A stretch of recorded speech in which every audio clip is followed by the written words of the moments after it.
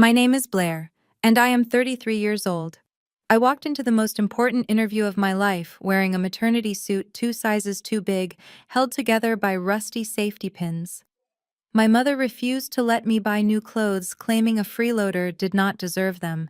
But when a safety pin snapped and I started bleeding in the middle of the executive boardroom, the CEO did not kick me out. She handed me her own $3,000 blazer and whispered a sentence that would ultimately dismantle my entire family's fraudulent empire. Before I continue this story, let me know where you are watching from in the comments below. Hit like and subscribe if you have ever had to stand up to toxic relatives who tried to tear you down. I stood in the guest bathroom of my parents' sprawling Connecticut estate, aggressively jamming a rusty safety pin into the waistband of a charcoal skirt. The fabric bunched awkwardly around my hips. It was an old maternity suit belonging to my younger sister Courtney. Beverly. My mother leaned against the doorframe holding a crystal glass of morning mimosa. She sneered and tossed a crumpled $20 bill onto the marble vanity. "Wear Courtney's old suit," Beverly commanded, her tone dripping with disdain. "A freeloader who just got evicted from her apartment does not get new clothes for an interview. Take an Uber. Malcolm needs the Bentley to drive Courtney to her spa appointment." I gripped the edge of the sink, my knuckles turning white. I am not a freeloader, Mom. I am a senior financial data risk analyst who got laid off because of a corporate merger. And I would not need to be here if Dad had not frozen my accounts. Beverly rolled her eyes, taking a slow sip of her drink. "You are 33 and living under our roof again. Do not use that tone with me." Before I could respond, Malcolm walked down the hallway. My brother-in-law was a tall, striking African-American man who always wore bespoke Italian suits. He was currently adjusting a perfectly knotted silk tie, a smug smile plastered across his face. Malcolm was the executive vice president at my father's private equity firm, and he never missed an opportunity to remind me of his status. He stopped and looked me up and down, bursting into a harsh laugh. "You are seriously wearing that pile of rags to Vanguard Capital," he mocked. I kept my eyes forward, ignoring the way the oversized blazer swallowed my shoulders. "It is the best I have right now, Malcolm." Malcolm scoffed. "Please do not embarrass the family name today, Blair. My firm is closing a massive deal with Vanguard tomorrow. They are handing us a $25 million bailout. I do not need the executives there thinking my sister-in-law looks like she crawled out of a dumpster." I turned around, the rusty safety pin digging sharply into my side. I would have bought my own clothes if someone had not locked my emergency fund. I marched out of the bathroom and headed straight for the grand staircase where my father Edward was descending. He was wearing his usual tailored golf attire, oblivious to the tension radiating off me. "Dad, I need you to release the $5,000 from the emergency trust you control," I demanded, my voice echoing in the grand foyer. "I need clothes that actually fit. I need to pay a security deposit for a new place. That is my money." Edward paused at the bottom of the stairs, his expression turning cold. He looked at Malcolm and then back at me. "That fund is empty, Blair," he said bluntly. I froze, my heart hammering against my ribs. "What do you mean it is empty? That was a high-yield savings account I funded myself when I was a teenager. You just held the custodial rights." "I withdrew it last month," Edward stated, showing absolutely zero remorse. "I needed to cover the remaining costs for Courtney and Malcolm's luxury anniversary gala at the country club. The caviar station alone was 10 grand. You have no say in this house anymore. Your sister is actually contributing to our social standing as a top lifestyle influencer. You are just a burden taking up space." I stared at the 3 people standing in the foyer. My mother clutching her mimosa, my father looking completely detached, and Malcolm smirking as he checked his gold Rolex. They had drained my life savings to throw a party for the golden child, and now they were forcing me to beg for an Uber fare just to get to a job interview. I grabbed the crumpled $20 bill off the counter. I did not scream. I did not cry. I just turned and walked out the heavy oak front doors, leaving them behind. An hour later, I stood in the massive glass-walled lobby of Vanguard Capital in Manhattan. The air conditioning was freezing, and I could feel the oversized skirt slipping dangerously low on my hips. The receptionist directed me to the executive suite on the 50th floor. As I stepped off the elevator, the sheer wealth of the firm was intimidating. This was not just any private equity firm. Vanguard was a titan in the industry, and landing a senior analyst role here was my only ticket out of my parents' house. I was escorted into an immaculate boardroom overlooking the city skyline. I sat down at the long mahogany table, placing my portfolio carefully in front of me. As I shifted in the leather chair, a sharp, agonizing pain shot through my side. The rusty safety pin holding the waistband of Courtney's maternity skirt had completely snapped under the tension. The thick metal wire sliced deeply into my skin, and I gasped sharply. I looked down in horror as a bright red drop of blood began to seep through the thin white blouse I was wearing underneath the blazer. I frantically pressed my hand against my waist, trying to hide the growing stain and keep the skirt from falling apart entirely. Just then, the heavy double doors of the boardroom swung open. Maxine Reynolds, the legendary CEO of Vanguard Capital, walked in. She was a commanding presence, sharp, intense, and radiating absolute authority. She carried a stack of files but stopped dead in her tracks the moment she saw me. I tried to stand up to greet her, keeping my arm awkwardly pressed against my bleeding side. "Good morning, Ms. Reynolds," I said, my voice trembling slightly. "Thank you for taking the time to meet with me." Maxine did not look at my resume. She did not ask me to sit back down. Her piercing gaze locked immediately onto my waist, where the blood was now clearly visible against the cheap fabric of the oversized suit. She looked at the awkward bunching of the clothes, the mismatched blazer, the sheer panic in my eyes. For a terrifying 5 seconds, the room was completely silent. I braced myself for the rejection. I braced myself for the humiliation of being thrown out of the building. Instead, Maxine dropped the files onto the table. Without breaking eye contact, she smoothly slipped off her own immaculate $3,000 Tom Ford blazer. She walked directly over to me and draped the heavy, luxurious fabric over my shaking shoulders, instantly covering the bloodstain and the terrible fitting blouse. "I know exactly who forced you into that suit," she said, her voice dangerously calm. "Button up, Blair. We are going to destroy them." My name is Blair, and sitting across from the most ruthless CEO in Manhattan in a blood-stained skirt, I was about to discover the depth of my family's betrayal. Maxine Reynolds did not wait for my shock to subside. She rounded the massive mahogany conference table and took her seat at the head, gesturing for me to sit opposite her. The $3,000 Tom Ford blazer draped over my shoulders felt like a heavy piece of physical armor against the freezing air conditioning of the Vanguard executive suite. "Your father is a fraud, Blair. A desperate, sinking fraud." Maxine spoke with a voice like a razor blade cutting straight through the sterile corporate atmosphere. I stiffened, pressing my hand against the broken safety pin, hidden underneath the borrowed jacket. "I am here to interview for the senior data analyst position, Ms. Reynolds. I am not here to discuss Edward's private equity firm. You are here because Edward is begging Vanguard for a $25 million lifeline." Maxine leaned forward, resting her elbows on the polished wood. "They are bleeding cash. Their profit margins are entirely fabricated. And I know this because 10 years ago I helped build that company before your father decided my equity looked better in his own bank account." She slid a sleek silver laptop across the table toward me. "He forced me out during a massive telecom merger.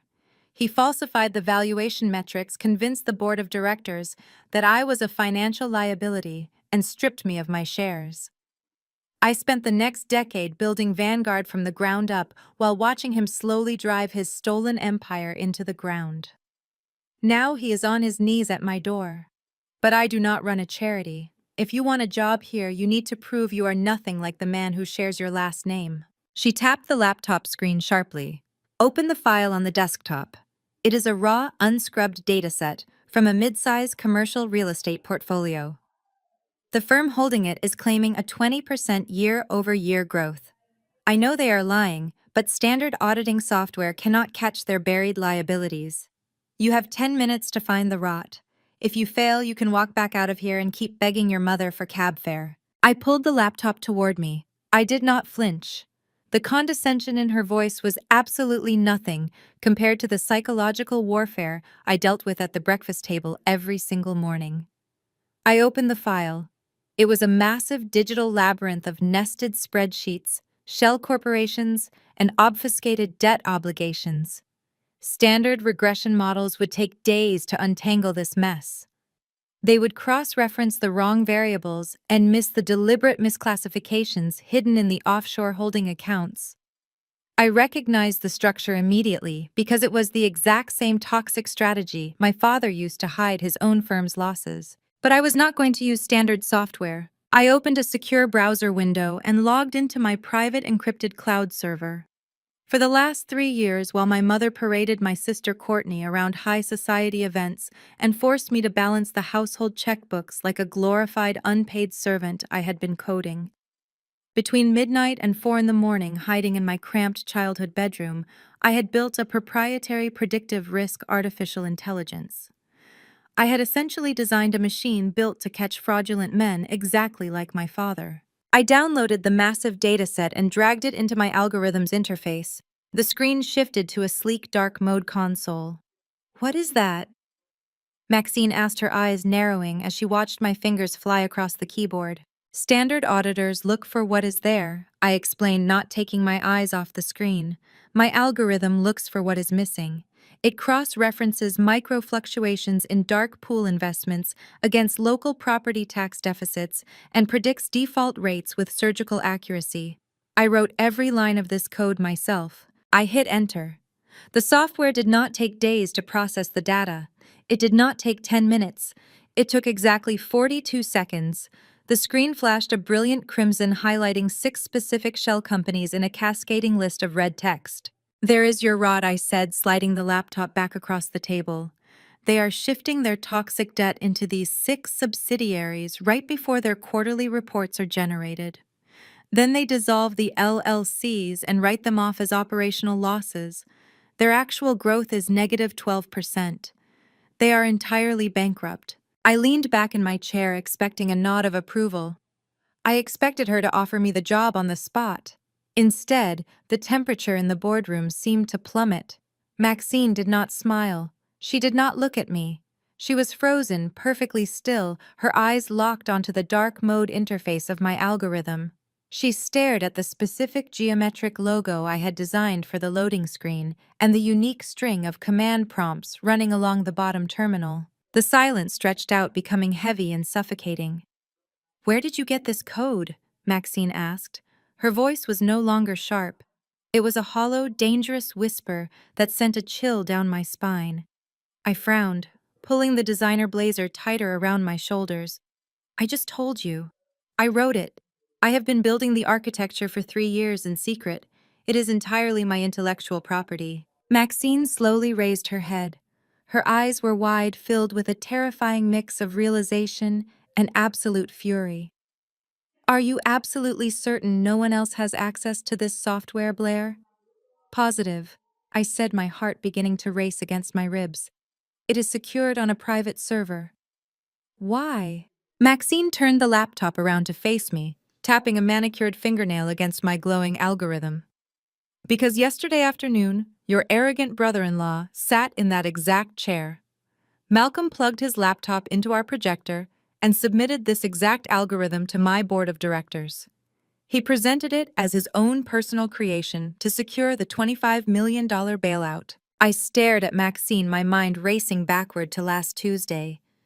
The eviction notice pasted to my apartment door, my father refusing to co-sign a new lease, and Malcolm showing up with his designer sunglasses offering his customized SUV to transport my boxes. He insisted on carrying my tech equipment to keep it safe.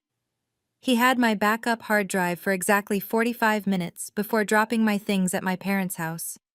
That was all the time he needed to clone my entire life's work. He stole my physical backup drive during my eviction, I said, the betrayal burning hot in my chest. He pretended to help me move just so he could strip mine my proprietary data. Maxine did not offer pity. She offered a weapon. She opened the top drawer of the mahogany table, pulled out a thick leather checkbook, and scrawled her signature across a piece of heavy paper. She ripped it out and slid it across the glass toward me. $250,000, Maxine said, her voice sharp and commanding. Consider it a consulting advance from Vanguard Capital. We deposit this into a new secure account immediately. Your father cannot touch it. In exchange, you are going to help me execute a public execution. I looked at the six-figure sum resting on the polished wood. Just an hour ago, I had been humiliated over a crumpled $20 bill. This single piece of paper was enough to rebuild my entire life. But right now, I did not just want financial security. I wanted absolute ruin for the people who had treated me like disposable trash. What is the play? I asked, sliding the check into my portfolio. Malcolm has a live demonstration scheduled for 10 o'clock tomorrow morning, in front of my entire executive board, Maxine said, her eyes gleaming with predatory anticipation. He thinks he is walking away with $25 million. I want you to go back to that house, play the defeated daughter, and make sure his presentation goes exactly as planned. We need him completely confident before we rip the floor out from under him. An hour later, I pushed open the heavy oak doors of the Connecticut estate. The clinking of crystal and loud, arrogant laughter echoed from the formal living room. I walked in to find my family gathered around the marble fireplace. Edward was pouring $2,000 vintage champagne into Courtney's glass. Malcolm stood in the center of the room holding court, basking in the adoration of a family he was actively scamming. Beverly spotted me first. She looked me up and down, noting the expensive Tom Ford blazer I had stubbornly refused to return to Maxine, assuming it was a cheap knockoff I had bought to save face. Look who decided to show her face, Beverly sneered, taking a slow sip of her champagne. Did they laugh you out of the lobby, Blair? Or did you manage to trip and embarrass us in front of the hiring manager? The interview was illuminating, I replied, keeping my voice perfectly flat and devoid of any emotion. Malcolm chuckled, adjusting his gold cuffs. You should have seen the Vanguard executives today, Blair. They were practically eating out of my hand. I pitched a predictive modeling software that is going to revolutionize their risk assessment. It requires a level of genius you simply cannot comprehend.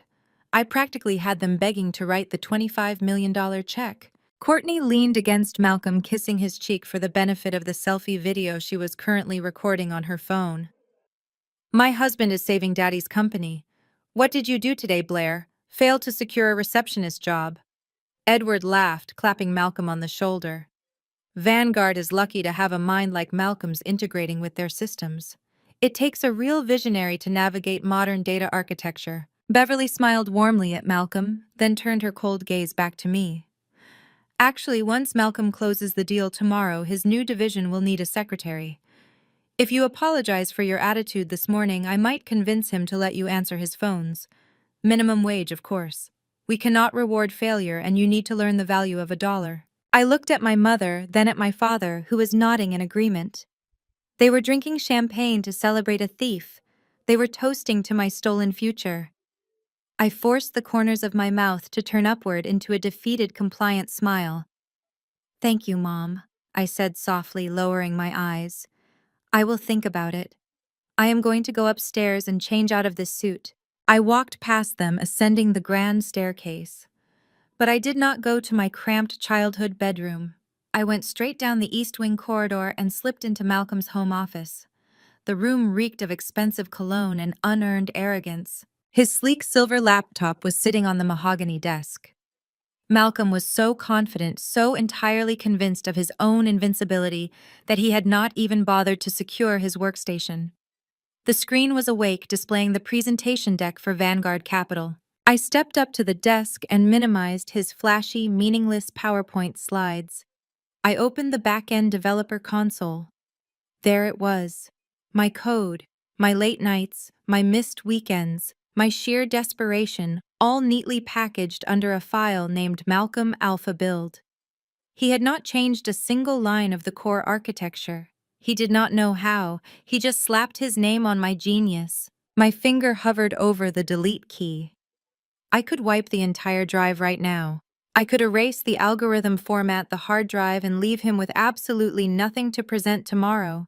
It would be an instant disaster for him. but deleting it would just make him look unprepared. Edward would spin a lie, claim technical difficulties, and beg Vanguard for a 1-week extension. That was not good enough. Maxine wanted a public execution, and I was going to give her a massacre. I opened the master configuration file. I did not delete anything. Instead, I navigated to the deep root directory, a place Malcolm did not even know existed, and typed in a new command sequence. I was writing a dormant kill switch directly into the executable file. I set a timer trigger specifically tied to the exact moment the software attempted to process Vanguard's live financial data. I hit save and compiled the updated code. The trap was armed and entirely invisible to the naked eye. Tomorrow morning, when Malcolm stood in front of the Vanguard board of directors and hit run, he was not going to get a simple technical error. He was going to detonate a digital bomb right in his own face. I closed the developer console, left the PowerPoint exactly as I found it, and slipped back out into the hallway, the sound of my family's premature celebration still echoing from downstairs. The next morning, the Vanguard Capital Executive Boardroom was chilled to a precise 68 degrees. I stood in the darkened observation room, pressing my hands against the cool glass of the two-way mirror. Through the hidden window, I had a perfect, unobstructed view of the massive mahogany table. The door swung open and my family strutted inside. They looked less like financial professionals and more like actors cast in a luxury lifestyle commercial. Malcolm wore a custom navy pinstripe suit that cost more than my first car. Courtney was draped in head-to-toe Chanel, her oversized sunglasses pushed up into her perfectly blown-out hair as if she owned the building. Edward walked ahead of them, radiating an unearned, arrogant energy. He was acting like a king arriving to collect his tribute rather than a desperate man begging for a $25 million lifeline. Maxine Reynolds sat at the head of the table. She did not stand to greet them. She barely looked up from her tablet. Her silence forced Edward to awkwardly clear his throat and initiate the handshakes. He attempted to act like her equal, ignoring the fact that he had betrayed her a decade ago. Edward introduced Malcolm as his visionary executive vice president, and Courtney as his strategic brand consultant.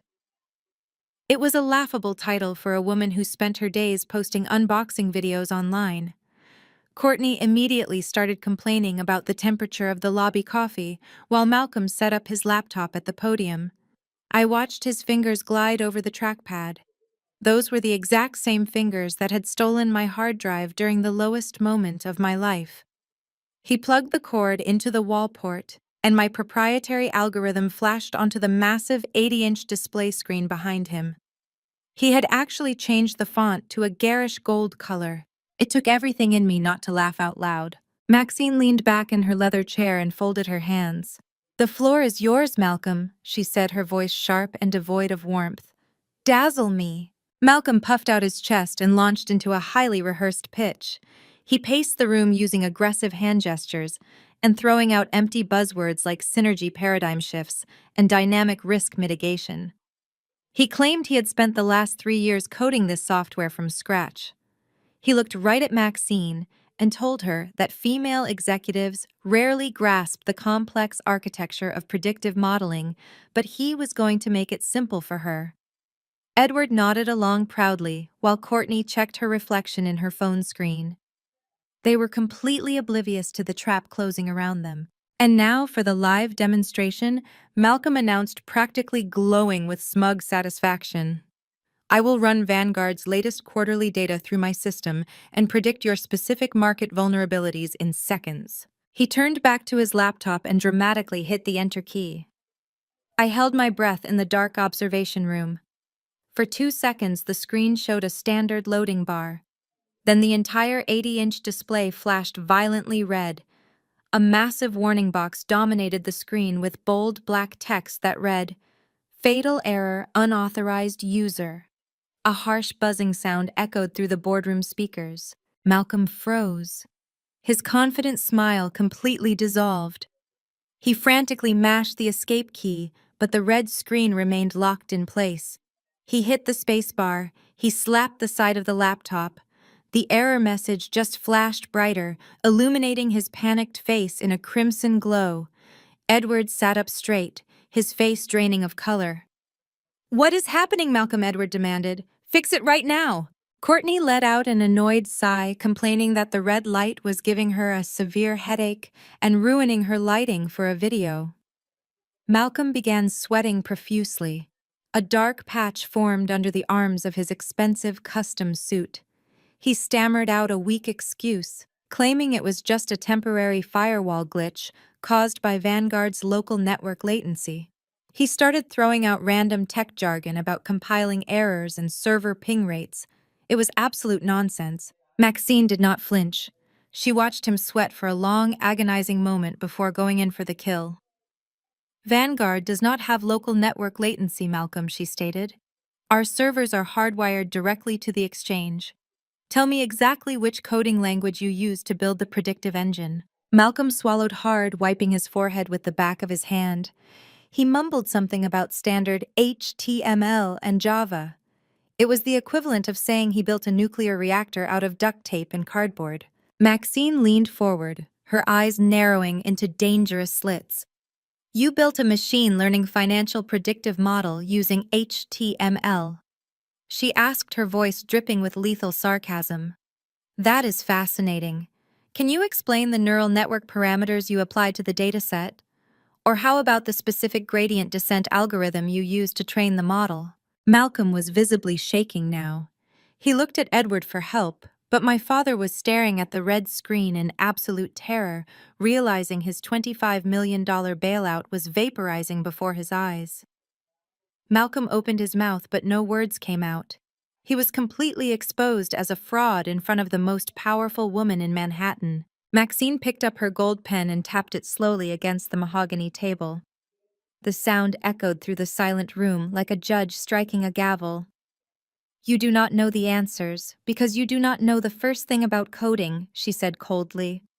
"You stole this software." Edward jumped to his feet, his face turning a furious shade of purple. "How dare you accuse my son-in-law of theft?" Edward shouted, pointing a finger at Maxine. "We brought you a $25 million opportunity, and you sit there and insult my family. You are just bitter because I outsmarted you 10 years ago, Maxine. You are trying to sabotage our deal." Maxine ignored Edward completely. She kept her eyes locked on Malcolm, who looked like he was going to be physically sick. "Malcolm, if you wrote this algorithm from scratch," Maxine said, pointing her pen directly at the massive red screen, "then perhaps you can explain why line 402 in the hidden source code specifically reads, 'Intellectual property of Blair,' written at 3 a.m. Edward and Courtney snapped their heads toward Malcolm. Malcolm took a stumbling step back from the podium, his mouth hanging open in sheer horror. Before anyone could say another word, I grabbed the handle of the heavy door, connecting the observation room to the boardroom. I pushed it open and stepped out of the shadows, walking right into the bright fluorescent light. I was wearing the $3,000 Tom Ford blazer, perfectly tailored and buttoned. I looked directly into my father's horrified eyes and smiled. The heavy mahogany door clicked shut behind me, sealing the room. The silence in the Vanguard executive suite was absolute. Edward and Malcolm were completely paralyzed, staring at me as if I had just risen from the dead. Malcolm's mouth opened and closed, but no sound came out. The smug, arrogant executive who had laughed at my oversized maternity suit 24 hours ago was now visibly trembling. Edward gripped the edge of the conference table so hard his knuckles turned stark white.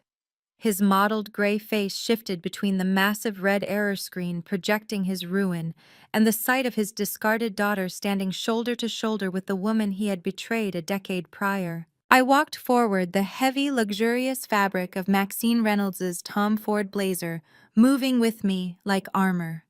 I did not look away from my father. I let him see every ounce of the confidence he had spent my entire life trying to destroy. Courtney was the first to break the frozen tableau. She slammed her hands down on the table, her designer bracelets clattering loudly against the wood. "Are you out of your mind?" Courtney shrieked, her voice pitching into a hysterical shrill that echoed terribly in the pristine corporate space. She pointed a manicured finger directly at my face. "You are a psycho, Blair. You broke into our house and hacked my husband's computer. Courtney turned frantically toward Maxine, stepping entirely out of her depth. Ms. Reynolds, you cannot possibly listen to this lunatic. My sister is unstable. She just got evicted. She is broke and jealous of Malcolm's success. She must have planted a virus on his laptop this morning just to sabotage this deal because she is a bitter, pathetic loser. Have security throw her out right now before we call the police. I did not raise my voice. I did not need to. I simply walked over to Maxine's desk and picked up the sleek silver presentation remote. You do not need to call the police, Courtney, I said, my voice perfectly steady, because Vanguard's legal team has already contacted the federal authorities. I aimed the remote at the projector and clicked the forward button. The blaring red error message vanished. In its place, a high-resolution scan of an official government document filled the 80-inch display screen. The seal of the United States Copyright Office glowed brightly in the center. Edward finally found his voice, though it was weak and raspy. What is this? What trick are you playing, Blair? It is not a trick, Edward, I replied, gesturing to the screen. It is a certificate of registration. You see, I knew Malcolm was too arrogant and too lazy to ever build his own infrastructure. When he so generously offered to move my boxes during my eviction, I knew exactly what he was after. I knew he cloned my hard drive. But what Malcolm did not realize, because he does not actually understand how to read raw code, is that I did not just write a predictive risk algorithm.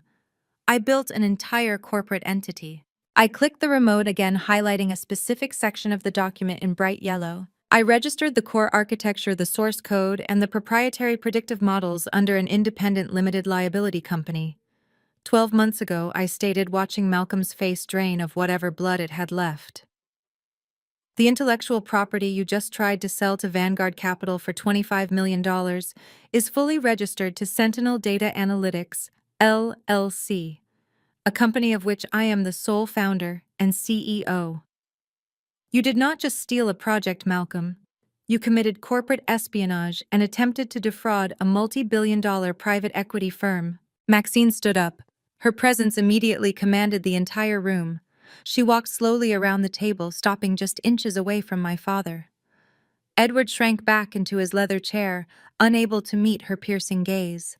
10 years ago, you told the board I was a liability, Edward, Maxine said, her voice dangerously quiet. You stole my shares and built your pathetic little kingdom on my foundation. I promised myself I would watch you burn it to the ground. But I have to admit, watching your own daughter light the match is far more satisfying than I ever imagined. Maxine turned to address the entire group. Vanguard Capital officially rejects your request for a $25 million bailout. Your firm is bankrupt. Your profit margins are a complete fabrication, and you just attempted to secure federal funding using stolen intellectual property. Our legal department is currently transmitting this entire presentation, including the video and audio logs of this meeting, directly to the Securities and Exchange Commission. You are finished, Edward. You and your son-in-law will be facing federal fraud charges by the end of the week. Courtney let out a choked gasp, sinking back into her chair and burying her face in her hands. Edward stared blankly at the mahogany table, looking like a man who had just been sentenced to life in prison. The fraudulent empire they had built on my back was officially dead. I looked at Malcolm, expecting to see the same defeated terror, but as I watched, the panic in his eyes suddenly vanished. The frantic sweating stopped. He let out a low, dark chuckle that cut through the heavy silence of the boardroom. He reached down and hauled his bespoke Italian leather briefcase onto the table. You always were too smart for your own good, Blair, Malcolm said, his voice shifting from panic to a sickening predatory smugness. He popped the gold latches of the briefcase. You really thought you outplayed me. You thought you could walk in here with your little LLC and play the conquering hero? He pulled out a thick stack of yellowed legal documents bound by a heavy black clip. He tossed the stack onto the table. It landed with a heavy thud right in front of me. You think you won? Malcolm asked, a wicked smirk stretching across his face. Read it, Blair. I stared at the paperwork, a cold knot of dread suddenly forming in my stomach. The header at the top of the page was stamped with a date from 15 years ago. Let me save you the trouble, Malcolm continued, leaning over the table. Do you remember when you turned 18? Edward and Beverly told you that you needed to sign a few documents so they could help manage your student loans and set up your initial banking accounts. You trusted them. You signed exactly where they told you to sign, without reading the fine print. Malcolm tapped the document with his index finger. Under the comprehensive power of attorney, your parents made you sign that day they retain absolute custodial control over your financial and corporate entities. Any asset you acquire, any bank account you open, and any limited liability company you create legally belongs to Edward's primary holding company. Malcolm's smirk widened into a triumphant grin as he looked between me and Maxine. Sentinel Data Analytics. LLC does not belong to you, Blair. It belongs to Edward, which means the algorithm belongs to the firm. You did not trap us. You just handed us the copyright free and clear. The air in the Vanguard executive suite turned to ice. Malcolm's words hung in the sterile boardroom, a suffocating weight pressing down on my chest. I stared at the yellowed paper resting on the mahogany table. The legal trap they had sprung was flawless in its cruelty. I remembered that specific day with nauseating clarity. I was 18 years old, frantically packing my bags for my freshman year of college. Edward had slid a dense stack of papers across the kitchen island, impatiently claiming it was a standard custodial procedure so he could manage my student loans and set up my campus checking account. I had trusted my father. I had signed exactly where he pointed, without reading a single word of the fine print. Now, Edward snatched the document from the table, his chest puffing out with renewed, arrogant energy. He pulled his platinum smartphone from his jacket pocket and immediately dialed his wealth management team. Right there, standing in front of Maxine Reynolds, he invoked the sweeping powers of the document. He spoke in rapid, clipped commands. Within 60 seconds, he officially froze my personal checking account, locked my emergency savings, and initiated a hostile corporate takeover of Sentinel Data Analytics, LLC. I felt the blood drain from my face. In the span of a single minute, I had gone from outsmarting my abusers to handing them the keys to my entire future. Courtney, sensing the sudden shift in power, whipped out her phone. She did not even bother leaving the boardroom. She flipped her hair over her shoulder, stepped into the best fluorescent lighting, and started recording a video for her followers. "Hey guys," Courtney purred, batting her eyelashes at the camera lens, while intentionally angling her phone to capture my stunned face in the background. "Just a quick life update. My jealous, unstable sister just tried to steal my husband's proprietary software and claim it as her own. But guess what? We caught her red-handed. Justice always wins. Beware of toxic family members who want to tear down your success." She hit post with a manicured tap, sealing her own digital doom without possessing the brainpower to realize it. Malcolm slammed his laptop shut, looking at Maxine with a victorious, sickening sneer. He adjusted his silk tie, fully expecting her to concede defeat. But Maxine Reynolds did not look defeated. She looked intrigued. A slow, dangerous smile crept across her face.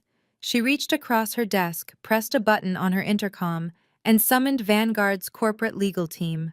Within 3 minutes, the heavy glass doors swung open. 3 of the most intimidating, high-powered attorneys in Manhattan walked into the executive suite. They did not ask for permission. They did not introduce themselves. The lead attorney, a razor-sharp woman named Evelyn, simply plucked the power of attorney document directly from Edward's hand. Edward protested loudly, demanding she return his private property, but Evelyn completely ignored him. She smoothed the yellowed paper flat on the conference table. Maxine instructed her team to tear into my financial background. She authorized a ruthless deep-dive forensic audit of absolutely everything attached to my Social Security number since the exact date that document was signed. I retreated to the corner of the room, my heart hammering against my ribs. Evelyn and her team opened their encrypted legal terminals and ran my credentials through Vanguard's massive intelligence database. The silence in the room stretched for 20 agonizing minutes. The only sound was the rapid, aggressive clicking of keyboards. Edward and Malcolm shifted uncomfortably, their earlier bravado beginning to crack under the intense, unblinking scrutiny of Vanguard's legal wolves. Suddenly, Evelyn stopped typing. She pushed her glasses up the bridge of her nose and let out a sharp, humorless laugh. Without asking, she hijacked the boardroom projector, completely replacing the red error screen of my algorithm with a terrifying complex web of financial records. Edward Evelyn said, her voice dropping to a low, lethal register. You did not just use this power of attorney to claim ownership of Sentinel Data Analytics. You have been busy. She highlighted a series of staggering offshore transactions and corporate loan approvals. My stomach lurched as the numbers flashed across the massive display.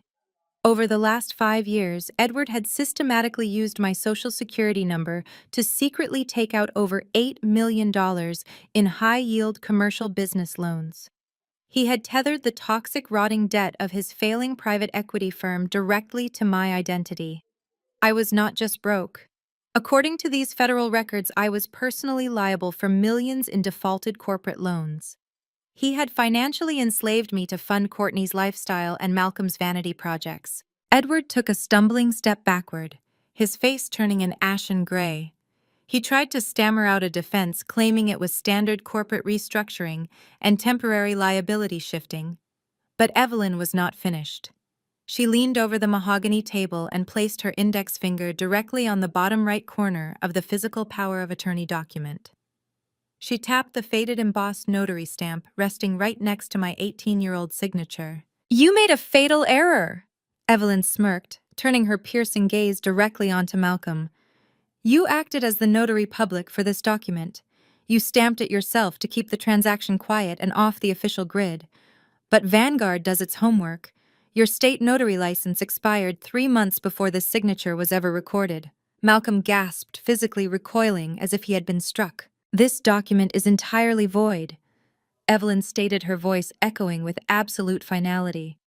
It has never been legally binding, which means every signature you forged, every loan you secured in Blair's name, and every asset you tried to seize today is completely illegal.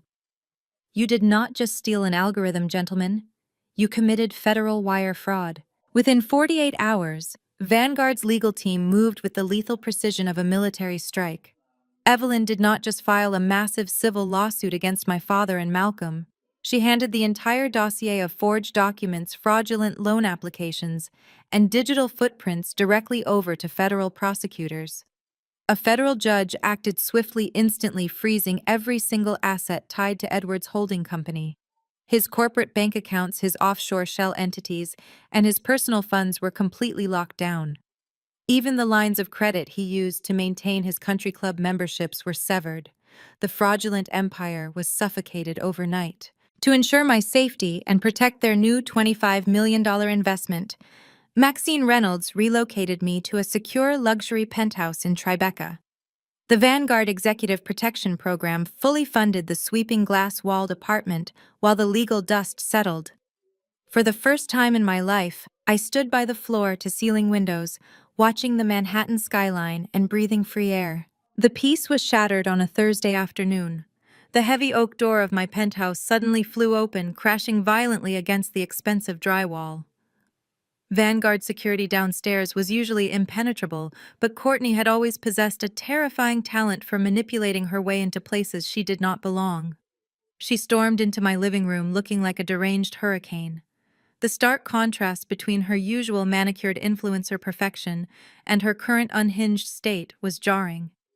Her designer mascara was smeared down her cheeks in dark, jagged lines, and she was clutching a fistful of useless platinum credit cards. Courtney began screaming at the top of her lungs, her voice cracking with genuine hysteria. She swept her arm across my entryway console table, sending a row of heavy decorative bowls crashing to the hardwood floor. She shrieked that her card was declined at Bergdorf Goodman in front of her entire social circle. She had tried to buy a $10,000 handbag to soothe her nerves, and the machine had loudly rejected every single piece of plastic in her wallet. She accused me of destroying her life, her marriage, and her personal brand. She grabbed a heavy brass bookend from the coffee table and hurled it across the room. It struck a large antique mirror, shattering the glass into 1,000 jagged pieces that rained down over the expensive rug. Right behind her, panting heavily and clutching her chest, was my mother, Beverly. She looked entirely disheveled, the pristine suburban matriarch facade completely stripped away. She rushed toward me, completely ignoring the rampant destruction Courtney was actively causing in my home. Beverly grabbed my arm, her nails digging painfully through the fabric of my sweater. Her eyes were frantic red and swimming with manipulative tears. "Drop the lawsuit!" Beverly sobbed, her voice trembling with practiced victimhood. "I sold my grandmother's diamonds to keep this family afloat. You owe us some loyalty. You cannot do this to your own blood." I yanked my arm out of her grip, the sheer audacity of her lie setting my blood on fire. The diamonds! She actually had the nerve to bring up the diamonds. I looked my mother dead in the eyes and refused to give her an inch of ground. "You sold those diamonds to pay off Courtney's gambling debts in college, then told Dad I stole them." I fired back, my voice echoing harshly off the high ceilings of the penthouse. "You fenced your own family heritage to save your golden child from a bookie who was threatening to break her legs. And then you let Dad throw me out of the house for a crime you committed to protect her. Get out!" Beverly gasped, taking a stumbling step backward. She covered her mouth with her trembling hands, the ugly truth finally hanging exposed in the open air. Courtney froze, the brass bookend dropping heavily from her hands. For a fleeting second, I thought the revelation had finally broken through her delusion. But instead of showing remorse, a terrifying, calculated darkness washed over my sister's face. The hysterical crying abruptly stopped.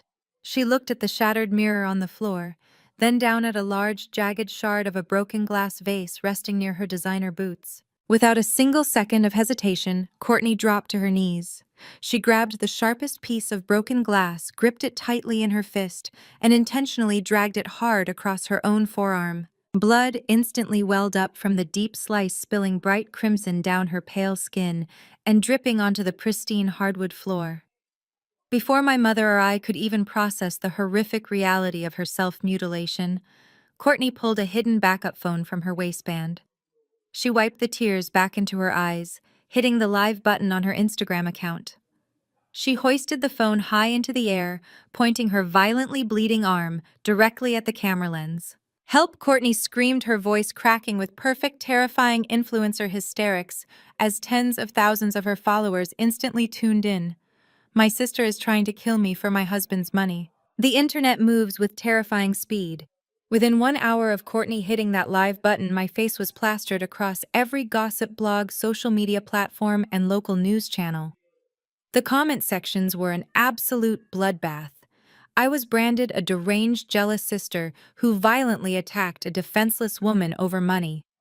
Courtney played her victim role to absolute perfection.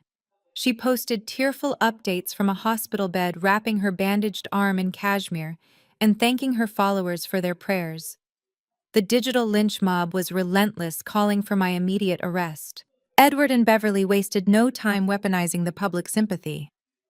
With their corporate assets frozen by the federal judge and the SEC breathing down their necks, they were suffocating.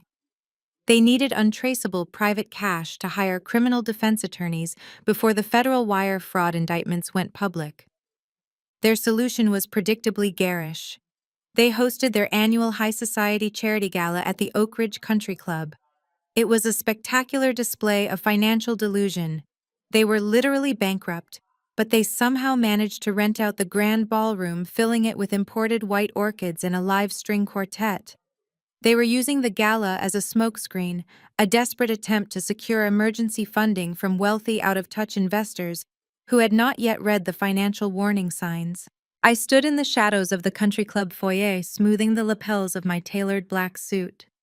I could hear the clinking of crystal glasses and the low hum of wealthy socialites inside. Maxine Reynolds had instructed her elite crisis management team to keep me entirely off the grid for the last 48 hours.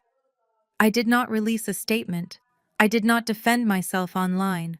I simply waited for the perfect moment to strike. I pushed open the heavy mahogany double doors and walked directly into the center of the grand ballroom. The effect was instantaneous. The string quartet missed a note and slowly faded into an awkward silence. The low hum of conversation evaporated, replaced by a sharp collective gasp from the 300 guests. I scanned the room. My mother was standing near the ice sculpture holding a martini glass. She physically recoiled when she saw me, her face draining of color. Edward was mid-sentence with a prominent real estate developer. His jaw locked instantly. And then there was Courtney. She was standing near the center stage wearing a sleeveless emerald gown specifically chosen to display the thick, stark white medical bandage wrapped around her forearm. She was surrounded by a circle of sympathetic, wealthy wives, soaking up their pity like a sponge. When she saw me, her eyes went wide with genuine panic. Malcolm was the first to react. He stepped in front of Courtney, playing the role of the fiercely protective husband. He signaled aggressively to the country club security guards stationed near the exits. "How did she get past the gate?" Malcolm shouted, his voice echoing off the vaulted ceiling. He pointed a rigid finger directly at my chest, making sure every wealthy investor in the room could hear him. "Grab her right now. This woman is a violent liability. She is mentally unstable, and she just tried to murder my wife. I want her arrested and removed from this property immediately." Two burly security guards in dark suits began marching toward me. The crowd parted like the Red Sea, giving them a clear path. Whispers of disgust rippled through the audience. People were actively pulling out their phones, ready to record my humiliating arrest. I did not take a single step backward. I stood my ground in the center of the ballroom, looking right through Malcolm. "You are throwing a charity gala on bounced credit cards." "Malcolm," I stated, my voice cutting through the tension with lethal calm. "You are standing in front of 300 people begging for money because a federal judge froze your bank accounts for wire fraud yesterday morning." Edward abandoned his conversation and rushed forward, his face turning a dangerous shade of purple. "Shut your mouth, Blair," Edward snarled, gesturing frantically at the advancing guards. "Get this lunatic out of here. She is lying. She is trying to ruin our charity event." I checked my watch, ignoring the heavy footsteps of the guards approaching me from behind. "I am not trying to ruin your event, Edward," I replied, my gaze shifting up to the massive VIP balcony overlooking the ballroom. "I am just providing the evening entertainment." Right as the first security guard reached out to grab my shoulder, the main breaker for the grand ballroom was flipped. The massive crystal chandeliers instantly went dark, plunging the entire country club into pitch blackness. A chorus of confused shouts and panicked screams erupted from the wealthy guests. I heard Courtney shriek something about her dress being stepped on. The darkness lasted for exactly 3 seconds. Then the heavy oak doors at the back of the ballroom slammed shut. The distinct heavy click of commercial deadbolts echoed through the space. Maxine Reynolds' personal corporate security team had silently secured the perimeter, blockading every single exit. No one was leaving. Suddenly, the massive 40-foot LED screen behind the main stage flickered to life. It cast a harsh, cold blue light across the terrified faces of the crowd. The screen was not displaying the charity donation tracker. It was projecting a crystal-clear, unedited 4K video feed. The entire ballroom fell into a dead, horrified silence. On the massive screen, the guests watched a high-definition security recording of my Vanguard penthouse. The audio pumped through the country club's surround sound speakers with crystal clarity. Every single person in the room watched Courtney storm into my apartment screaming about her declined credit cards. They watched her sweep the decorative bowls off the table. They watched Beverly admit to selling her grandmother's diamonds to pay off Courtney's gambling debts. And then came the grand finale. The entire audience gasped in unison as the 40-foot screen showed Courtney picking up a sharp, jagged shard of a broken glass vase. They watched in absolute stunned silence as she intentionally dragged the glass across her own arm, slicing her skin. They watched her wipe away her fake tears, pull out her phone, and hit the live button. The video looped, freezing on Courtney's distorted, screaming face as she faked the attack. The lights in the ballroom suddenly snapped back on, flooding the room with blinding brightness. Every single face in the crowd slowly turned to look directly at Courtney. The heavy silence holding the grand ballroom hostage shattered into a deafening roar of absolute revulsion. 300 of the city's wealthiest elites stared at Courtney with naked disgust. The woman who just seconds ago had been soaking up their pity was now exposed as a deranged fraud. Courtney stumbled backward, her emerald gown suddenly looking ridiculous against her pale, panicked face. She frantically pointed at the massive LED screen, stammering out a pathetic defense. She claimed it was an AI deepfake, a malicious digital manipulation engineered by my tech company. The crowd did not buy a single second of it. The 4K security footage was immaculate, capturing every fiber of her designer clothes and every drop of her own blood.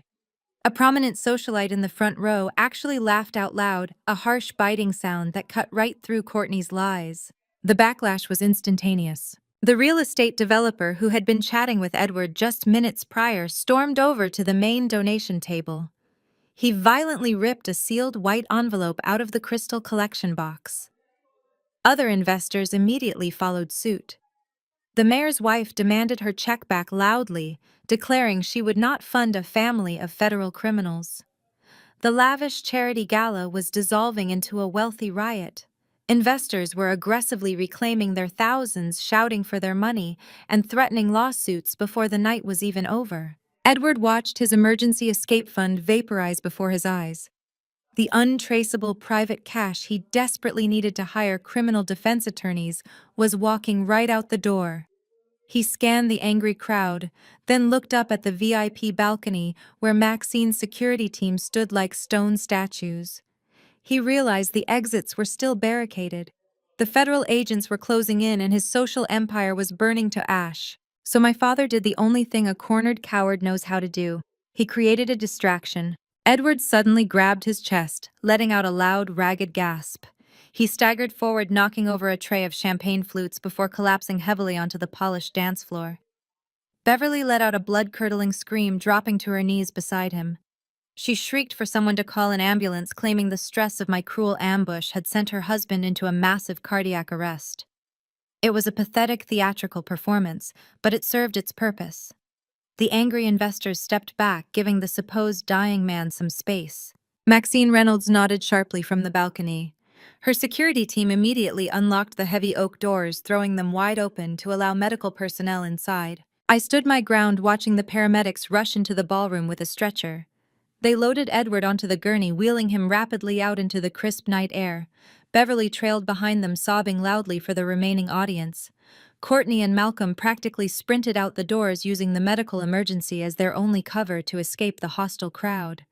I followed them out, keeping a safe distance in the shadows of the country club's grand portico. The scene outside was pure chaos.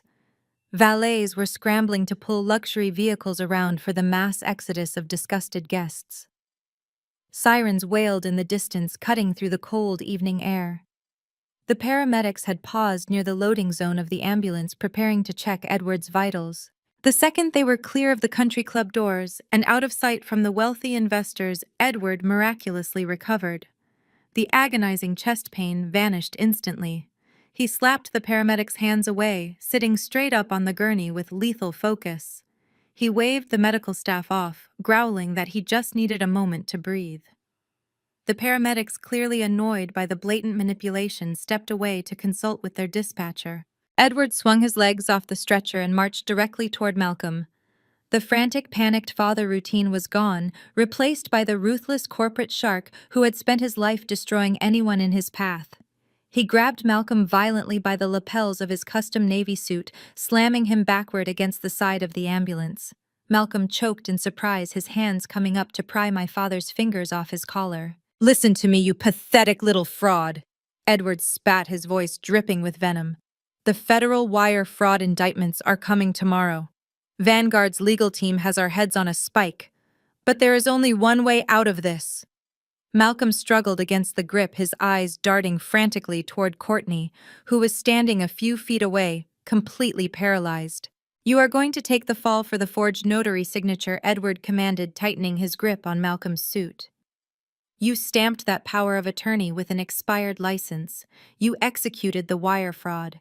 You will tell the federal prosecutors that you acted alone to secure those business loans." Malcolm stared at him in sheer disbelief, his face turning pale under the amber glow of the streetlights. "You cannot be serious," Malcolm choked out. "That is 20 years in a federal penitentiary. I did that for you. I secured those loans to save your failing company." "You did it because I told you to," Edward snarled, shoving Malcolm harder against the metal door. "I pulled you out of a miserable mid-level accounting firm.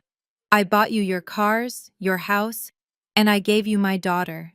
You owe me for giving you this lifestyle. You are the expendable asset, Malcolm. You will take the blame, or I will make sure my legal team buries you so deep you will never see daylight again." The air between them crackled with lethal tension. Edward expected submission. He expected the coward he had molded to bow his head and take the hit. But Edward severely underestimated the parasitic survival instincts of a man who had spent his entire career stealing from others. Malcolm's panicked expression suddenly vanished. A cold, dead calm washed over his face. He aggressively shoved both of his hands against my father's chest, breaking Edward's grip and pushing him hard, stumbling backward. Malcolm smoothed the wrinkled lapels of his jacket. He reached into his pocket and slowly pulled out his platinum smartphone, holding it up between them. The screen was illuminated, displaying an active audio recording app. The red timer was ticking upward, capturing every single second of their exchange. "I am not going down for you, old man." Malcolm sneered, his voice echoing with absolute finality. "I just recorded that." The flashing red and blue lights of the ambulance illuminated Malcolm's triumphant and terrified face. Edward looked as though he had been struck by lightning. The mighty patriarch of the family was instantly reduced to a gasping, cornered animal by his own hand-picked scapegoat. I did not stick around to watch the paramedics finally load my father onto the stretcher. The trap was completely set and the jaws had snapped shut. Maxine Reynolds and I had won. The next morning, the air in the underground VIP parking garage at Vanguard headquarters was thick with the scent of damp concrete and expensive exhaust. I stepped out of the private elevator, my heels clicking sharply against the polished floor. I was scheduled to meet with the federal prosecutors at 9 to formally hand over the final pieces of digital evidence. Blair, wait. The voice echoed off the concrete walls, shrill and laced with a desperate panic I had never heard before. I stopped, my hand resting on the door handle of the black town car Maxine had assigned to me. Beverly stepped out from behind a thick concrete pillar. The transformation was staggering. The pristine suburban matriarch who had hosted a lavish gala just 12 hours ago was entirely gone. Her designer makeup was smeared. Her hair was flat and she was wearing a heavy coat hastily thrown over yesterday's wrinkled clothes. She looked like a ghost haunting the ruins of her own life. I turned to face her, crossing my arms securely over my chest. I gave her absolutely zero emotional ground. "You have exactly 30 seconds, Beverly, before I call Vanguard security and have you arrested for trespassing." She flinched, taking a hesitant, cautious step forward. Her hands were shaking violently as she clutched a small, faded velvet box against her chest. She looked over her shoulder, scanning the empty garage as if expecting federal agents to drop from the ceiling at any moment. "Please, Blair," she begged, her voice trembling with practiced fragility. "You have to stop this. You proved your point. Edward is in the hospital on suicide watch, and Courtney has not stopped crying since last night. You destroyed us. Are you happy now?" I felt a cold wave of absolute satisfaction wash over my chest. "I am not happy, Beverly. I am just balancing the scales." 29 seconds. She rushed forward, closing the physical distance between us. She thrust the velvet box into my hands with frantic, manic energy. "I want to make a deal," she whispered, her eyes wide and bloodshot. "A real deal. We can end this right now as a family." I looked down at the faded velvet box, then back up at her desperate face. "What kind of deal?" "You dropped the civil lawsuit against your father," she said, her words spilling out in a desperate rush. "You tell the prosecutors that Malcolm acted entirely alone. Malcolm has the recording of Edward, but if you testify that Malcolm masterminded the entire wire fraud scheme, they will focus entirely on him. We let Malcolm take the fall. He goes to federal prison and Edward gets to quietly retire." The sheer depravity of her proposal hung heavily in the damp garage air. She was entirely willing to sacrifice her golden child's husband, throwing the father of her grandson into a federal penitentiary just to save her own luxurious lifestyle. There was no loyalty in this family. There was only a ruthless demand for survival. "And what exactly makes you think I would ever agree to perjure myself for you?" I asked, keeping my voice dangerously quiet. Beverly pointed a trembling finger at the velvet box in my hands. "Because of what is inside that box." She stood up a little taller, trying to summon her old authoritative presence. That is the Harrison family diamond. It has been in my family for 4 generations. It is a flawless 6-carat estate piece worth easily $500,000. I am giving it to you, Blair. It is your inheritance. Take the ring, sell it, start your new life, and let your father go. I slowly opened the velvet box. Sitting on the faded satin cushion was a massive glittering stone set in heavy platinum. Under the harsh fluorescent lights of the parking garage, it caught the light casting tiny prismatic rainbows across the concrete walls. It looked heavy. It looked expensive. It looked exactly like the ring Beverly used to wear to country club dinners when I was a child. I stared at the stone for a long time. Beverly let out a long, shaky breath, clearly believing she had won. She thought my silence was the sound of a woman being bought. I reached into the box and pulled the heavy ring out, holding it up to the fluorescent light. Then I tilted my head back and laughed. It was not a chuckle. It was a loud, sharp, cutting laugh that echoed loudly through the entire underground garage. Beverly took a shocked step backward, her momentary relief vanishing instantly. "What is so funny?" she demanded, her voice pitching upward in panic. "That is a priceless heirloom." I stopped laughing and looked my mother dead in the eyes. My gaze was absolute ice. "This is a cubic zirconia fake, Beverly," I stated plainly, tossing the ring back into the velvet box with a sharp thud. "I know exactly what this is because I know exactly what you did a decade ago." Beverly froze. All the color instantly drained from her face, leaving her looking gray and sickly. "You pawned the real Harrison diamond 10 years ago." I continued, stepping closer to her, forcing her to look at me. "You fenced the real family heirloom to cover up the money Edward embezzled from his first business partner. You sold your own grandmother's legacy to keep your husband out of jail, and you had a cheap replica made to fool your high society friends. You are trying to bribe me with a piece of worthless glass." She opened her mouth to speak, but no sound came out. Her jaw trembled, and she took another stumbling step backward, clutching her coat tightly around her chest. The mask was completely shattered. There were no more lies she could tell. She was bankrupt in every possible sense of the word. "You have nothing left to trade." "Beverly," I said, my voice dropping to a lethal whisper, "you sold out your daughter. You tried to sell out your son-in-law, and you tried to buy your way out of federal prison with a fake ring. You are completely out of moves. Please." She gasped, tears finally spilling over her cheeks. Genuine tears of absolute terror. I did not know what else to do. Edward handles the money. I just signed the papers he told me to sign. I did not know it was fraud. I smiled a predatory, calculated smile. That is the exact defense Malcolm is going to use against Edward. Before Beverly could respond, the heavy metal door leading to the stairwell swung open with a loud, echoing bang. A tall, broad-shouldered man, wearing a plain gray suit, stepped out into the parking garage. He walked with absolute purpose, his eyes locked directly on my mother. Beverly whipped her head around, her eyes wide with terror. She instinctively took a step toward me, as if seeking protection, but I did not move an inch. "Beverly Harrison," the man asked, his voice booming across the concrete. She did not answer. She just stood there, paralyzed like a deer in the headlights of an oncoming semi-truck. The man closed the distance and thrust a thick, heavy stack of legal documents directly against her chest. She had no choice but to grab them, to prevent them from hitting the floor. "You have been officially served," he stated sharply, turning on his heel and walking back toward the stairwell without another word. Beverly stared down at the massive stack of papers in her hands. Her breathing became rapid and shallow. She looked up at me, her eyes begging for an explanation she already knew. "You're being subpoenaed, Mom," I said, delivering the final devastating blow. "Those are from the federal prosecutor's office. You told me you just signed the papers Edward told you to sign. Well, the federal government agrees. Your signature is on the fraudulent loan applications, too. You're a co-conspirator." The velvet box slipped from her hands. It hit the concrete floor, the fake diamond bouncing away into the shadows.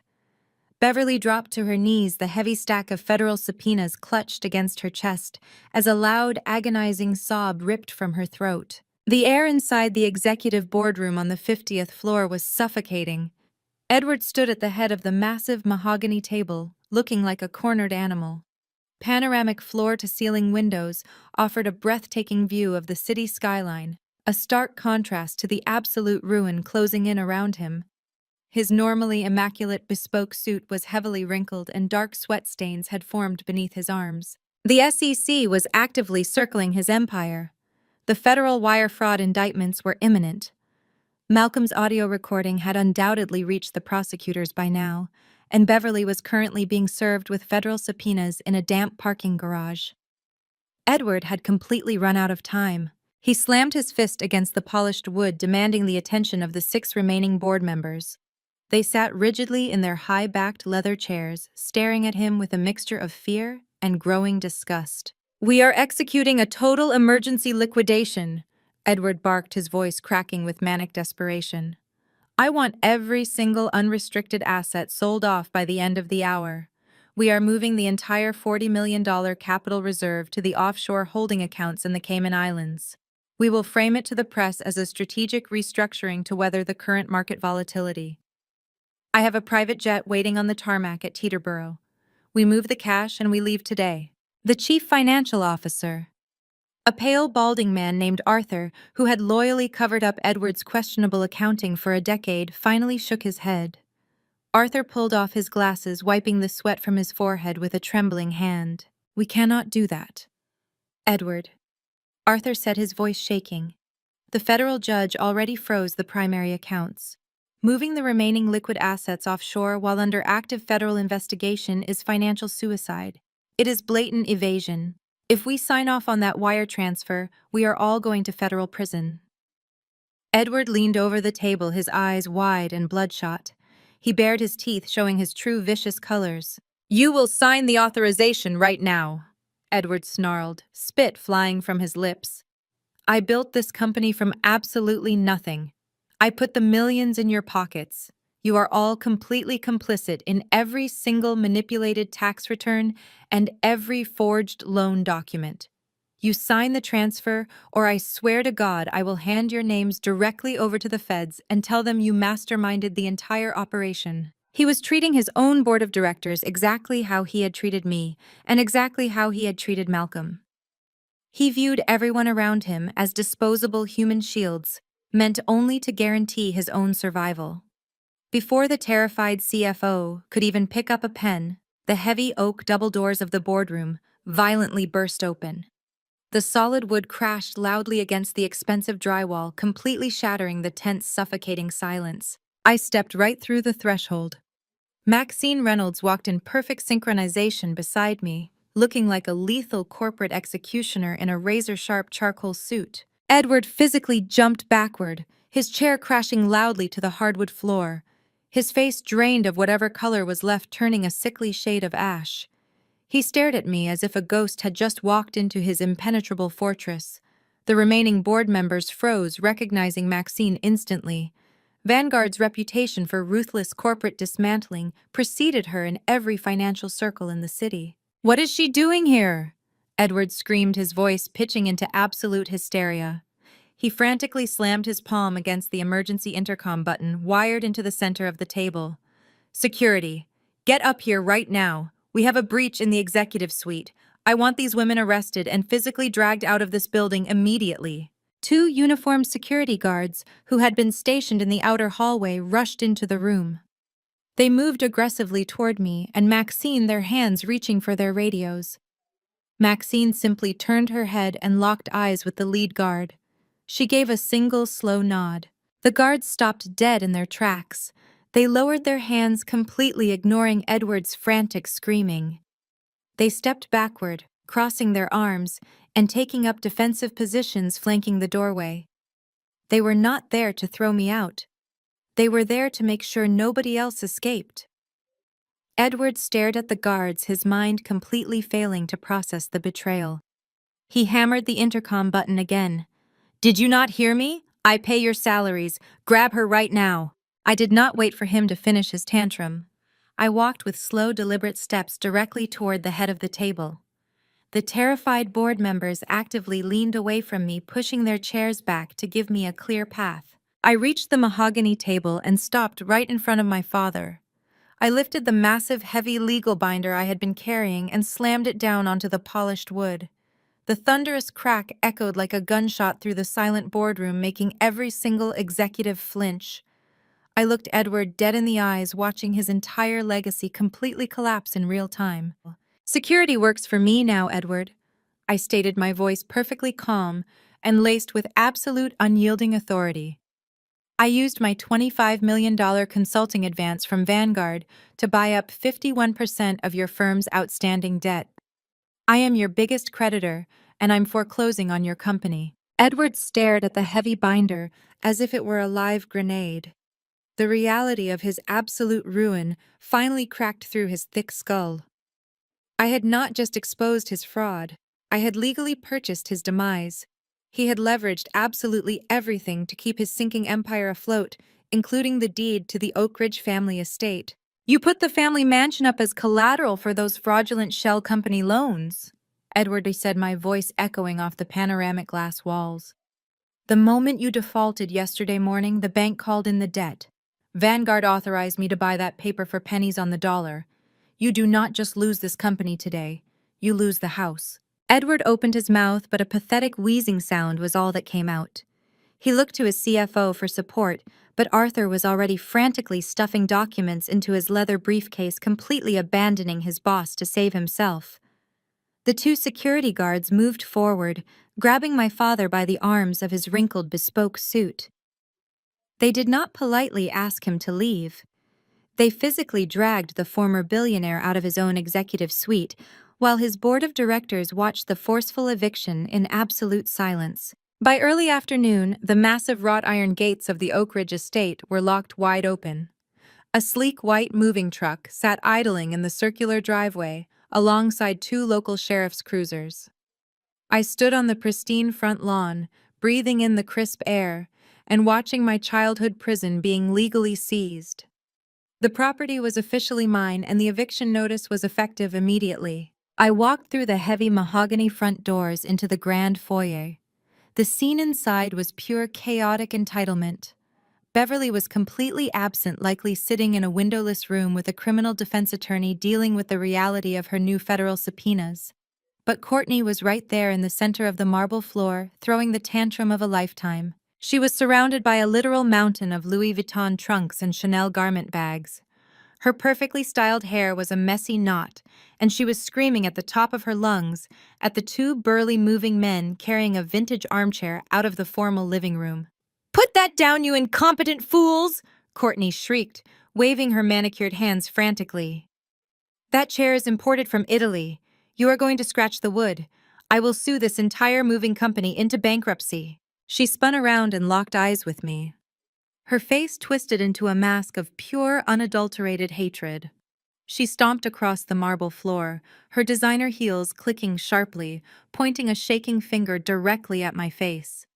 "You are a monster, Blair," she spat, her voice echoing off the high vaulted ceilings. "You orchestrated this entire thing because you are jealous. You have always been jealous of my life and my marriage. You think you can just march in here and take my home." "I did not take your home, Courtney," I replied, maintaining a perfectly calm and level tone. "Your father gambled it away to pay for your lavish lifestyle. I just bought the winning ticket.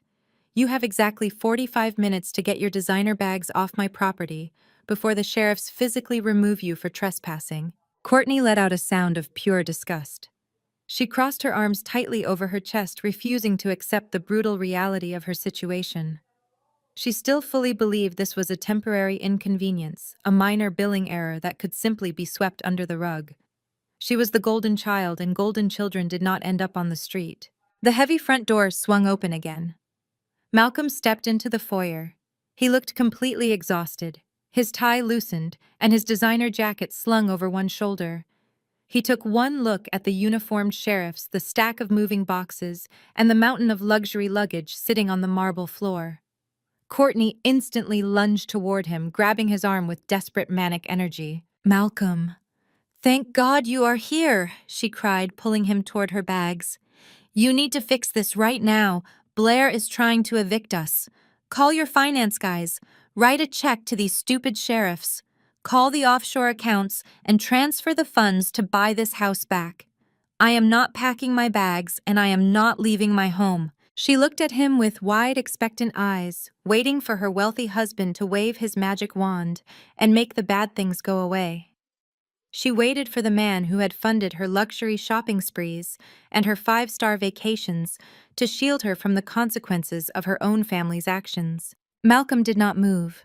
He stood completely still, staring at the mountain of expensive leather luggage and then down at his wife. He looked at her not with love or protection, but with the cold, calculating assessment of a corporate accountant reviewing a toxic balance sheet. He had spent the entire morning listening to that audio recording of Edward threatening him. He knew the federal wire fraud indictments were dropping tomorrow morning. He knew the offshore accounts were completely frozen by the SEC. He knew Edward was going down, and he knew Beverly was going down with him. The entire Harrison family was radioactive, and Malcolm refused to catch the fallout. Malcolm slowly pulled his arm out of Courtney's desperate grip. He reached into the inner pocket of his suit jacket. He did not pull out a checkbook. He did not pull out a black titanium credit card. He pulled out a thick, sealed manila envelope. Courtney frowned, looking at the brown paper. "What is that?" "Malcolm just fixed this." "I am not fixing anything." Malcolm said, his voice entirely devoid of emotion. He held the envelope out, extending it toward her chest until she was forced to take it. Courtney looked down at the envelope, her hands trembling as she held the thick stack of paper. "What are you doing?" "Here are the divorce papers." Malcolm stated, his words dropping like heavy stones onto the marble floor. "You are broke, and I am testifying against your father to save myself." The sterile fluorescent lighting of the federal courthouse conference room cast a sickly gray pallor over my father. 2 weeks had passed since the eviction at the Oak Ridge estate and the absolute dismantling of Vanguard. Edward had managed to secure a mid-level defense attorney, likely using the very last hidden scraps of his drained offshore accounts. Despite losing his company, his mansion, and his pristine social standing, Edward still sat at the long metal table with his chin tilted upward, radiating the arrogant delusion of a man who believed he was entirely untouchable. I sat silently in the back corner of the room with Maxine Reynolds watching the deposition unfold. Beverly sat at the far end of the table, flanked by a court-appointed lawyer, looking frail and utterly defeated. Directly across from Edward sat Malcolm. The former scapegoat was sitting incredibly straight, his face an unreadable mask of cold determination. The Assistant United States Attorney, a sharp woman with piercing dark eyes, leaned forward and adjusted her microphone. She methodically walked Edward through the timeline of the Vanguard capital embezzlement, the forged notary stamps, and the massive fraudulent loans secured under Beverly's name. "Mr. Harrison," the prosecutor stated, her tone strictly professional, "the financial paper trail clearly shows millions of dollars diverted into private Cayman accounts directly benefiting your personal estate. Do you claim to have no knowledge of these wire transfers?" Edward adjusted the cuffs of his suit jacket, offering a patronizing smile. "I had absolutely zero knowledge of those transactions," he declared, his voice dripping with rehearsed confidence. "I am a visionary. I am a big-picture executive. I trusted my chief financial officer, and I implicitly trusted my son-in-law. Malcolm was desperate to impress me. He wanted the lavish lifestyle. He wanted the cars and the country club memberships. He masterminded this entire wire fraud scheme to artificially inflate his own value within my company. He went rogue." Malcolm did not flinch. He just stared at Edward, his eyes completely dead. The prosecutor flipped a page in her thick binder. "And the fraudulent personal loans, the ones secured using your family estate as collateral. The applications bear your wife's signature, and the funds were funneled into an account solely managed by you." Edward let out a heavy, dramatic sigh, shifting his gaze toward Beverly. My mother physically shrank into her chair, terrified of what was coming next. "My wife handles all of our domestic accounts," Edward said, completely throwing the woman who had stood by him for 30 years straight into the federal fire. "Beverly has always had expensive tastes. She signed those loan applications on her own accord to maintain her social standing. I never saw the documents, and I certainly never authorized them. I am the victim of a greedy son-in-law and a financially irresponsible wife. Beverly let out a muffled sob, covering her face with her trembling hands. She had ruined her relationship with me to protect this man, and he was cutting her throat in a federal deposition without a second thought. The prosecutor looked directly at Malcolm's attorney. Does your client have anything to add regarding Mr. Harrison's statements? Malcolm's lawyer, a sharp, ruthless litigator who specialized in white-collar plea deals, stood up. He walked over to the center of the table and placed a small digital audio player next to the recording equipment. Just for the record, Mr. Harrison, the lawyer asked calmly, you are testifying under oath that you had absolutely no prior knowledge of these crimes and that you never instructed my client to commit wire fraud on your behalf. I swear under penalty of perjury, Edward answered smoothly, completely certain he had successfully insulated himself. Malcolm acted entirely alone. Malcolm's lawyer reached down and pressed play on the digital device. The audio was incredibly clear. The background noise of ambulance sirens and shouting paramedics filled the quiet deposition room, followed immediately by the unmistakable booming voice of Edward Harrison. Listen to me, you pathetic little fraud. The federal wire fraud indictments are coming tomorrow. Vanguard's legal team has our heads on a spike. But there is only one way out of this. You are going to take the fall for the forged notary signature. You stamped that power of attorney with an expired license. You executed the wire fraud. You will tell the federal prosecutors that you acted alone to secure those business loans. You cannot be serious. That is 20 years in a federal penitentiary. I did that for you. I secured those loans to save your failing company. You did it because I told you to. I pulled you out of a miserable mid-level accounting firm. You will take the blame, or I will make sure my legal team buries you so deep you will never see daylight again. The audio clicked off. The heavy silence that descended upon the conference room was absolutely suffocating. Edward looked like he had been physically struck by a train. All the arrogant color drained from his face, leaving him looking like a terrified hollow shell of a man. His mouth opened and closed, but no words came out. His defense attorney immediately slammed his hands down on the table, frantically whispering into Edward's ear and waving at the court reporter to stop the transcript. Beverly stared at her husband in absolute horror, finally realizing the true depth of the monster she had protected all these years. Malcolm simply adjusted his tie, leaning back in his chair, with the profound relief of a man who had just handed his executioner the guillotine. The prosecuting attorney slowly closed her thick legal binder. She looked across the table, her eyes locking onto my father with a cold, triumphant smile. Mr. Edward, she said, her voice ringing with absolute finality, you just perjured yourself under oath on federal record. The FBI is waiting outside. The heavy oak doors of the conference room had barely begun to open when Edward's survival instinct finally kicked into high gear. He did not freeze, and he certainly did not surrender. Before the prosecuting attorney could signal the agents waiting in the primary corridor, my father shoved his heavy leather chair backward with brutal force. It crashed into the wall, giving him a split-second head start. He bolted for the secondary door at the back of the room, the one reserved for the judge's private chambers. His mid-level defense attorney shouted in protest, but Edward ignored him, shouldering his way through the heavy wood and sprinting down the restricted maintenance stairwell. He moved with the desperate, frantic energy of a man watching his entire life evaporate. He bypassed the main lobby, entirely bursting out of the courthouse through the underground loading dock and disappearing into the crowded afternoon streets of the city. Upstairs in the conference room, the FBI agents breached the doors only to find an empty chair. The lead agent cursed loudly, pulling out his radio to order a perimeter lockdown.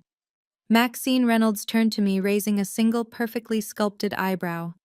She adjusted the cuffs of her suit, clearly unbothered by the dramatic escape. I smiled, folding my hands neatly on the metal table. "Let him run," I said, my voice steady and completely devoid of panic. A cornered rat will always scramble for the nearest drain. The lead FBI agent marched over to the table, demanding to know if we had any idea where he might go. I simply opened my leather briefcase and handed him a printed flight manifest.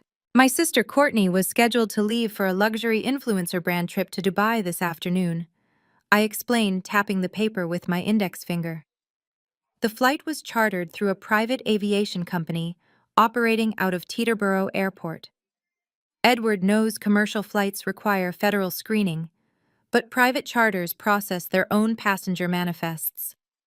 He thinks he can hijack her flight, use her brand trip as a shield, and vanish into the UAE, where extradition laws are notoriously complicated. The agent looked at the paper, then back at me. "We need to ground that plane immediately." "I already did," I replied, leaning back in my chair.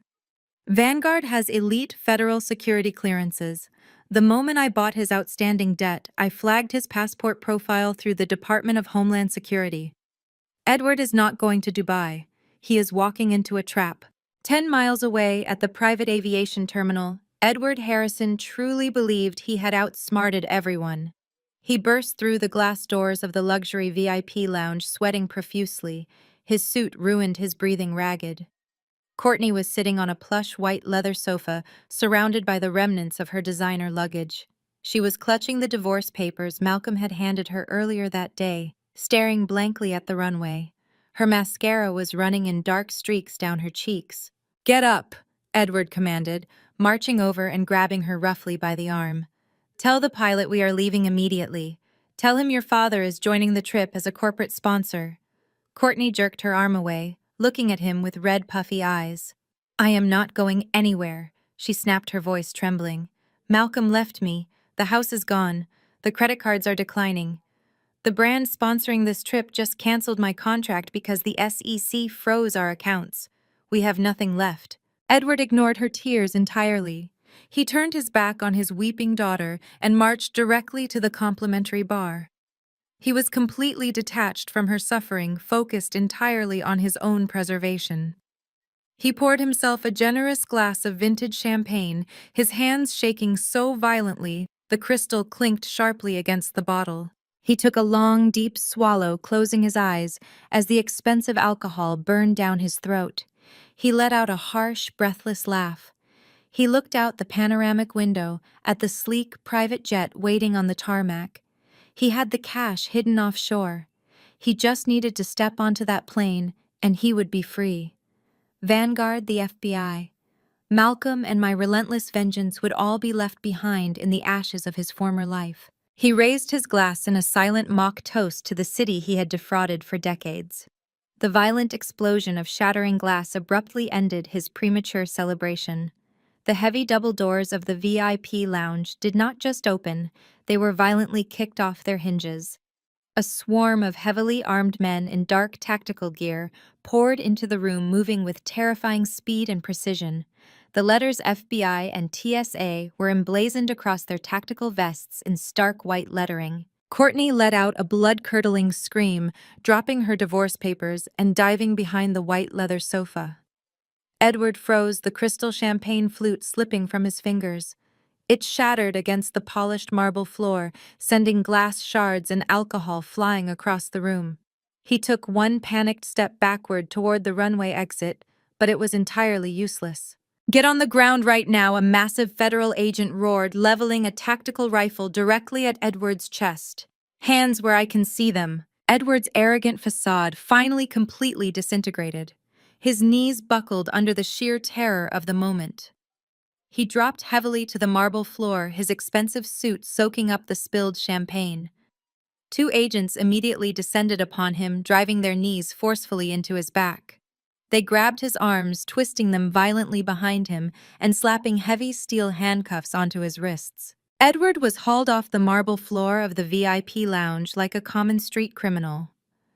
The federal agents did not care about his bespoke suit, his platinum watch, or his violent protests. They dragged the former billionaire through the private terminal, while flight attendants and wealthy onlookers recorded the entire humiliating spectacle on their smartphones. Courtney remained cowering behind the white leather sofa, clutching the divorce papers Malcolm had shoved at her chest hours earlier. When the authorities finally cleared the room, leaving her entirely alone, the absolute reality of her situation settled in like a suffocating weight. Her father was in federal custody, facing decades behind bars. Her husband had abandoned her to save himself, offering state evidence against her family. Her bank accounts were frozen by the SEC, and her black titanium credit cards were now completely useless pieces of plastic. She had no home, no money, and no allies. The influencer brand trip to Dubai was cancelled, and the private jet sat empty on the tarmac. She was officially an outcast in the very city she used to rule. 72 hours later, the polished glass doors of Vanguard Capital swung open. I was standing on the mezzanine level of the grand lobby reviewing a quarterly restructuring report on my tablet. The building was humming with productive energy, the toxic culture of Edward's regime already being scrubbed clean. Then I heard the familiar shrill voice echoing off the acoustic ceiling panels. Courtney was arguing fiercely with the head receptionist. She looked completely out of place in the sleek corporate environment. She lacked her usual pristine, polished glamour.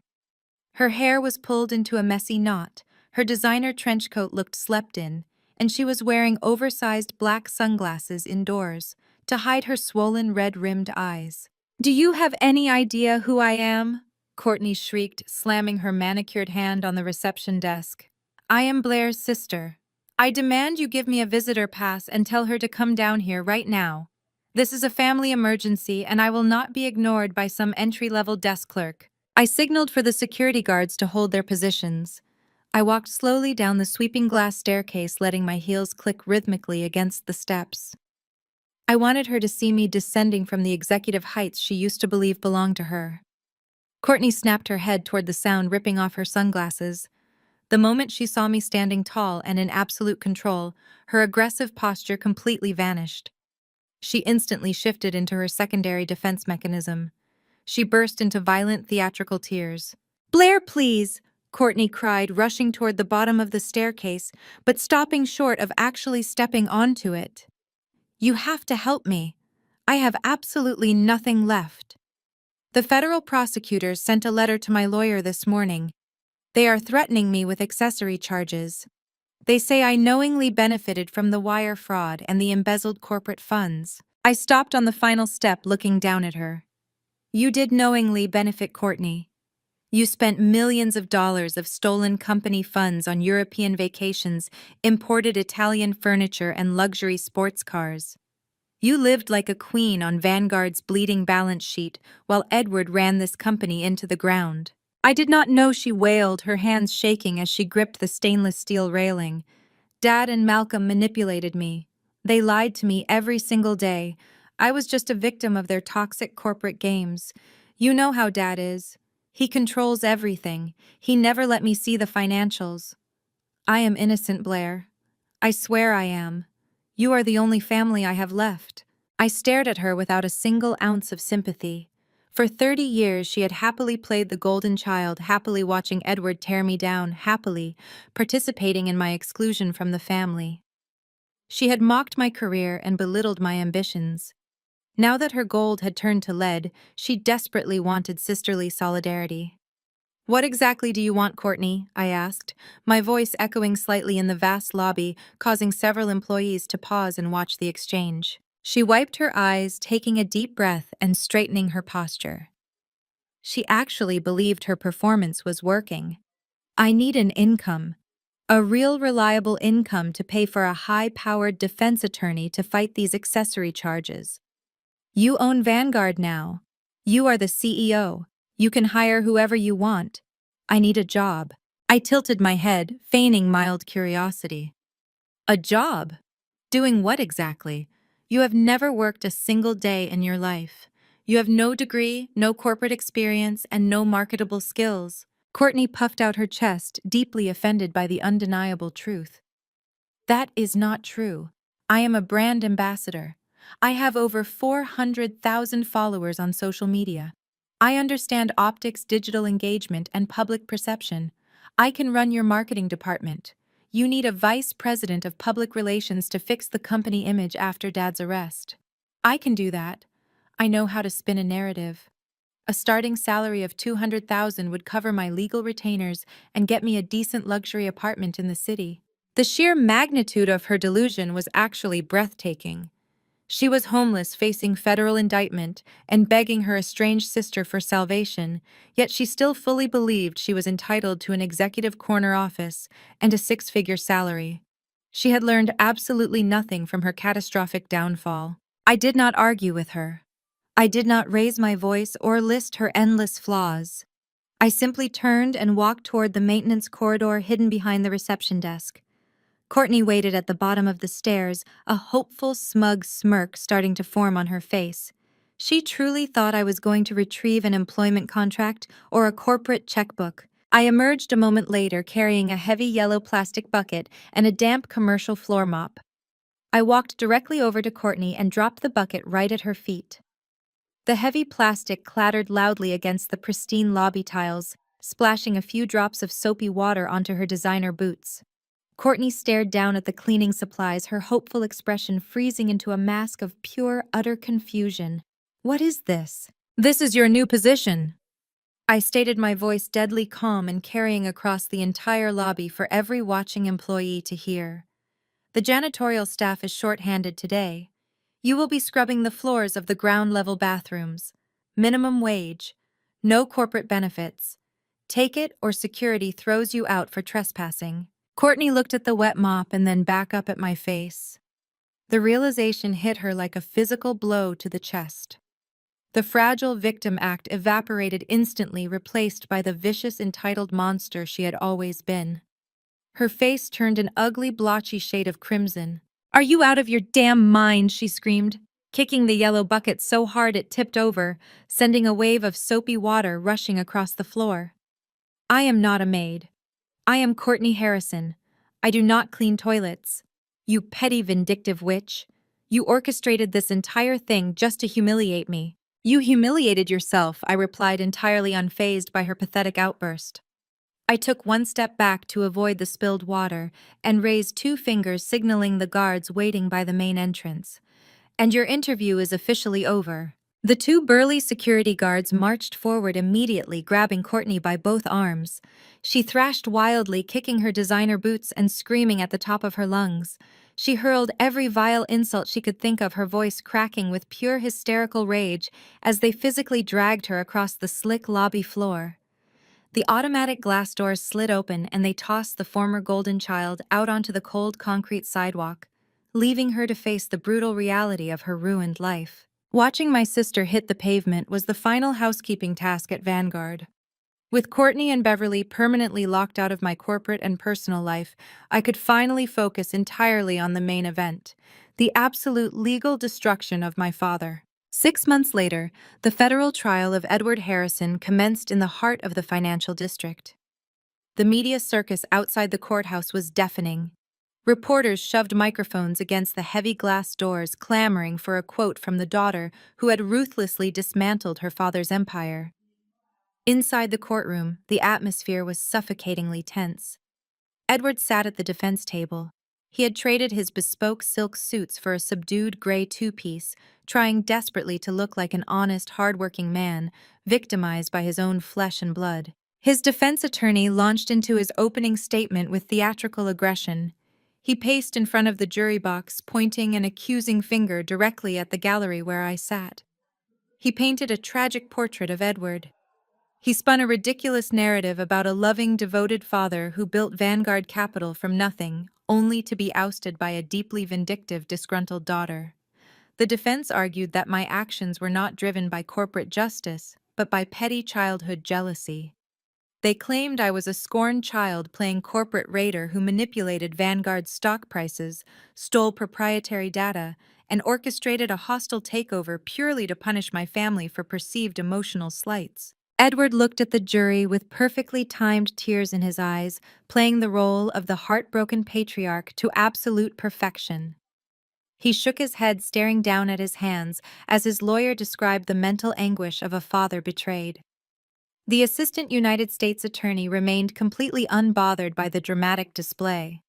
When it was the prosecution's turn to dismantle the defense, they called Maxine Reynolds to the stand as an expert character witness. Maxine walked to the witness box with the terrifying grace of an apex predator. She wore a tailored crimson suit and swore the oath with absolute unwavering authority.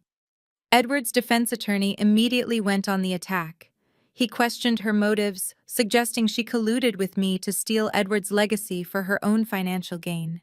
He demanded to know why an industry titan like Maxine Reynolds would partner with an inexperienced runaway daughter driven by a petty family vendetta. Maxine leaned into the microphone.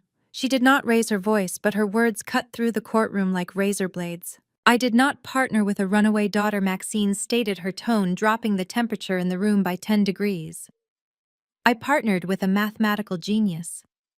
Blair Harrison developed a proprietary algorithm that exposed a fundamental rot within Vanguard Capital. Edward Harrison was not running a successful investment firm. He was running a highly leveraged shell game propped up by fraudulent loans and embezzled client funds. The defense attorney sputtered, attempting to object, but Maxine talked right over him, her command of the room absolute. She systematically shredded every single financial lie Edward had built his career upon. She presented printed charts mapping out the toxic debt ratios Vanguard had hidden for years. She broke down the complex data models, explaining exactly how my algorithm bypassed Edward's cooked books and found the missing millions funneled into his offshore accounts. Maxine testified that without my intervention, Vanguard would have imploded within 6 months, taking thousands of innocent civilian investors down with it. She looked directly at the jury, her gaze piercing, and delivered the final fatal blow to Edward's defense. "Blair Harrison did not steal her father's legacy," Maxine declared. "She mercifully euthanized a dying, fraudulent company and built a legitimate empire on top of its grave. Edward Harrison is not a victim. He is a thief who lacked the intelligence to hide his tracks from his own brilliant daughter." Edward was visibly sweating now. His gray suit jacket showed dark patches under the arms. His lawyer scrambled back to the table, shuffling papers and furiously whispering to his client. The jury was no longer looking at Edward with sympathy. They were looking at him with deep, profound disgust. But the prosecution was not finished. The lead attorney stood up and called their star witness. The heavy wooden doors at the back of the courtroom swung open. Malcolm walked down the center aisle. He looked drastically different from the manic, panicked executive I had confronted in the Vanguard lobby months ago. He wore a sharp black suit and his expression was completely devoid of emotion. He walked past Edward without making eye contact and took his seat in the witness box. Edward glared at his former son-in-law, his eyes burning with pure, lethal hatred. He still believed he had thoroughly intimidated Malcolm.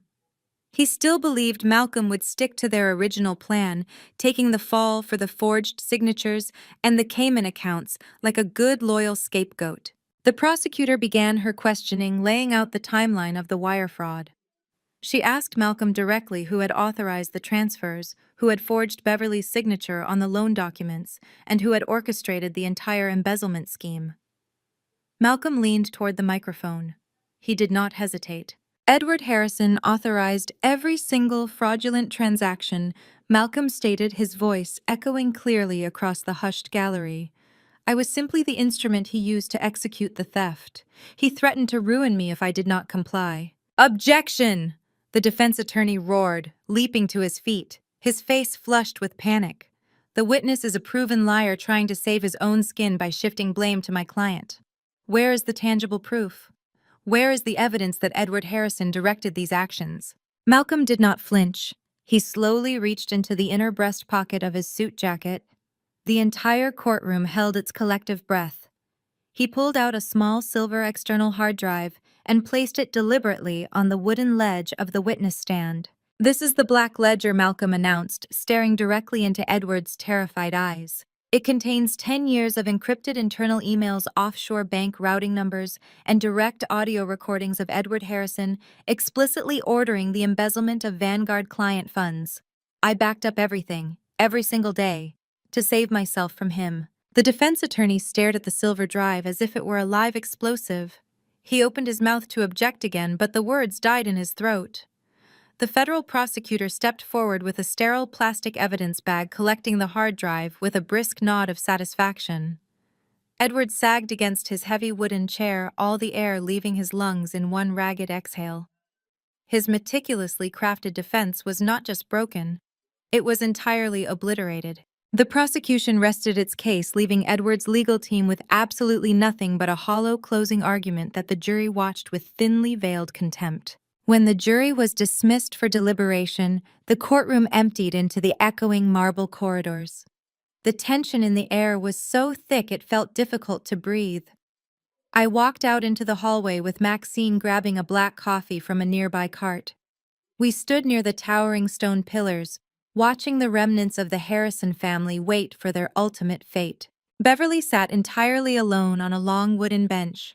The vibrant, intimidating matriarch who used to command charity galas and country club luncheons had completely vanished. She looked aged by 20 years in a matter of weeks. Her tailored Chanel suit hung loosely on her frail, trembling frame, and her carefully applied makeup could not hide the deep dark lines of absolute terror etched around her eyes. She had no one left. Courtney was long gone, cast out onto the streets. Edward refused to even look in her direction, pacing furiously at the opposite end of the hall with his panicked attorney. Beverly simply stared at the marble floor, clutching a shredded tissue, waiting for the legal system to dictate how much of her life she would lose for turning a blind eye to her husband's crimes. It took the jury less than 4 hours. When the heavy wooden doors swung open and the bailiff instructed everyone to return to their seats, a collective shiver ran through the gallery. A swift deliberation was never good news for the defense. I took my seat next to Maxine, smoothing the skirt of my suit. Edward stood at the defense table. His hands were gripping the edge of the wood so tightly his knuckles were bone white. He was sweating, his breathing shallow and rapid. Malcolm sat at the prosecution's table, looking remarkably relaxed. He had handed over the smoking gun, and he clearly believed that his cooperation had purchased his total freedom. He even offered Edward a faint, mocking smile across the aisle. The jury filed into the box, their faces stern and resolute. The judge, a gray-haired man with a reputation for merciless sentencing, took his seat at the bench and adjusted his reading glasses.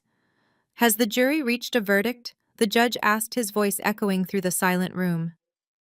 "We have your honor," the foreperson replied, standing up and handing a folded piece of paper to the bailiff. The paper made its way to the judge, who reviewed it in silence for a long, agonizing moment. The judge looked down at Edward. "The defendant will rise." Edward forced himself to stand straight, trying to summon one last ounce of his former executive authority. He failed miserably. He looked like a cornered, terrified animal. "On count 1 of federal wire fraud. How do you find?" the judge asked. "Guilty," the foreperson read. The word dropped into the room like an anvil.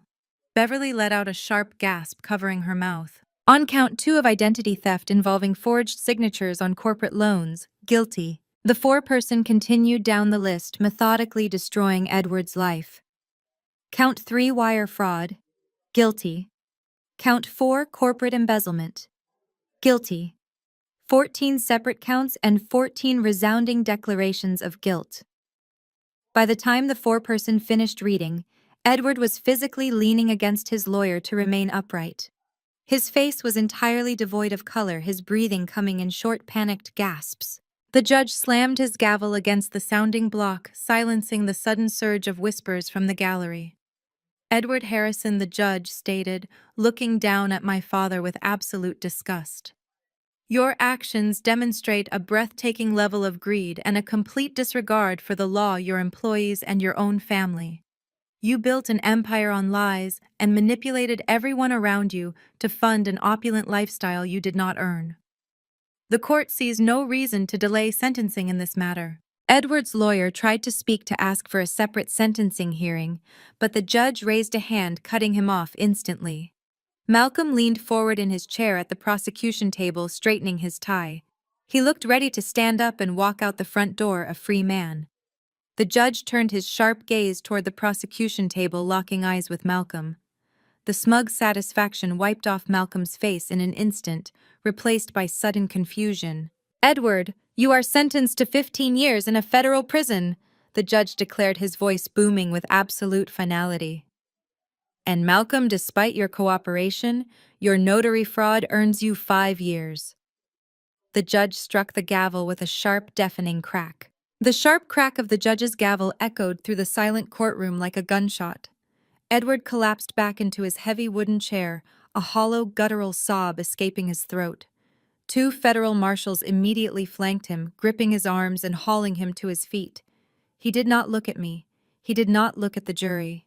He was a broken, defeated shell of a man dragged through the side door to begin a 15-year nightmare in federal prison. Across the aisle, Malcolm sat completely paralyzed.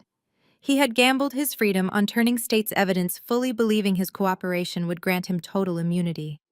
As the marshals slapped the heavy steel handcuffs onto his wrists, the illusion shattered. 5 years in a federal penitentiary awaited him. I stood up, smoothed the lapels of my suit, and walked out of the courtroom without a single backward glance. The trial was officially over, but the real work of dismantling Edward's life was just beginning. 72 hours later, I sat at the head of the massive mahogany table in the Vanguard Capital Executive Boardroom. The room had already been stripped of Edward's pretentious oil paintings and antique humidors. I had summoned the remaining board members and the federal bankruptcy trustees to finalize the corporate execution. I did not speak. I simply slid a thick stack of legal documents across the polished wood. The liquidation was absolute. I was officially carving up Edward's fraudulent empire, selling off the toxic debt to bottom feeder collection agencies, and liquidating the bloated real estate portfolio he had used to hide his stolen funds. However, I was not destroying Vanguard entirely. I was harvesting its organs. Hidden beneath Edward's decades of financial rot were three highly valuable, perfectly viable tech subsidiaries. He had never understood their potential, treating them as mere tax write-offs and holding companies. I legally severed them from the dying parent company and integrated them directly into my own firm. Using my proprietary algorithm, I restructured their data architecture in a matter of days, launching a brand new, terrifyingly efficient tech division under my sole control. The transition was seamless, brutal, and flawlessly executed.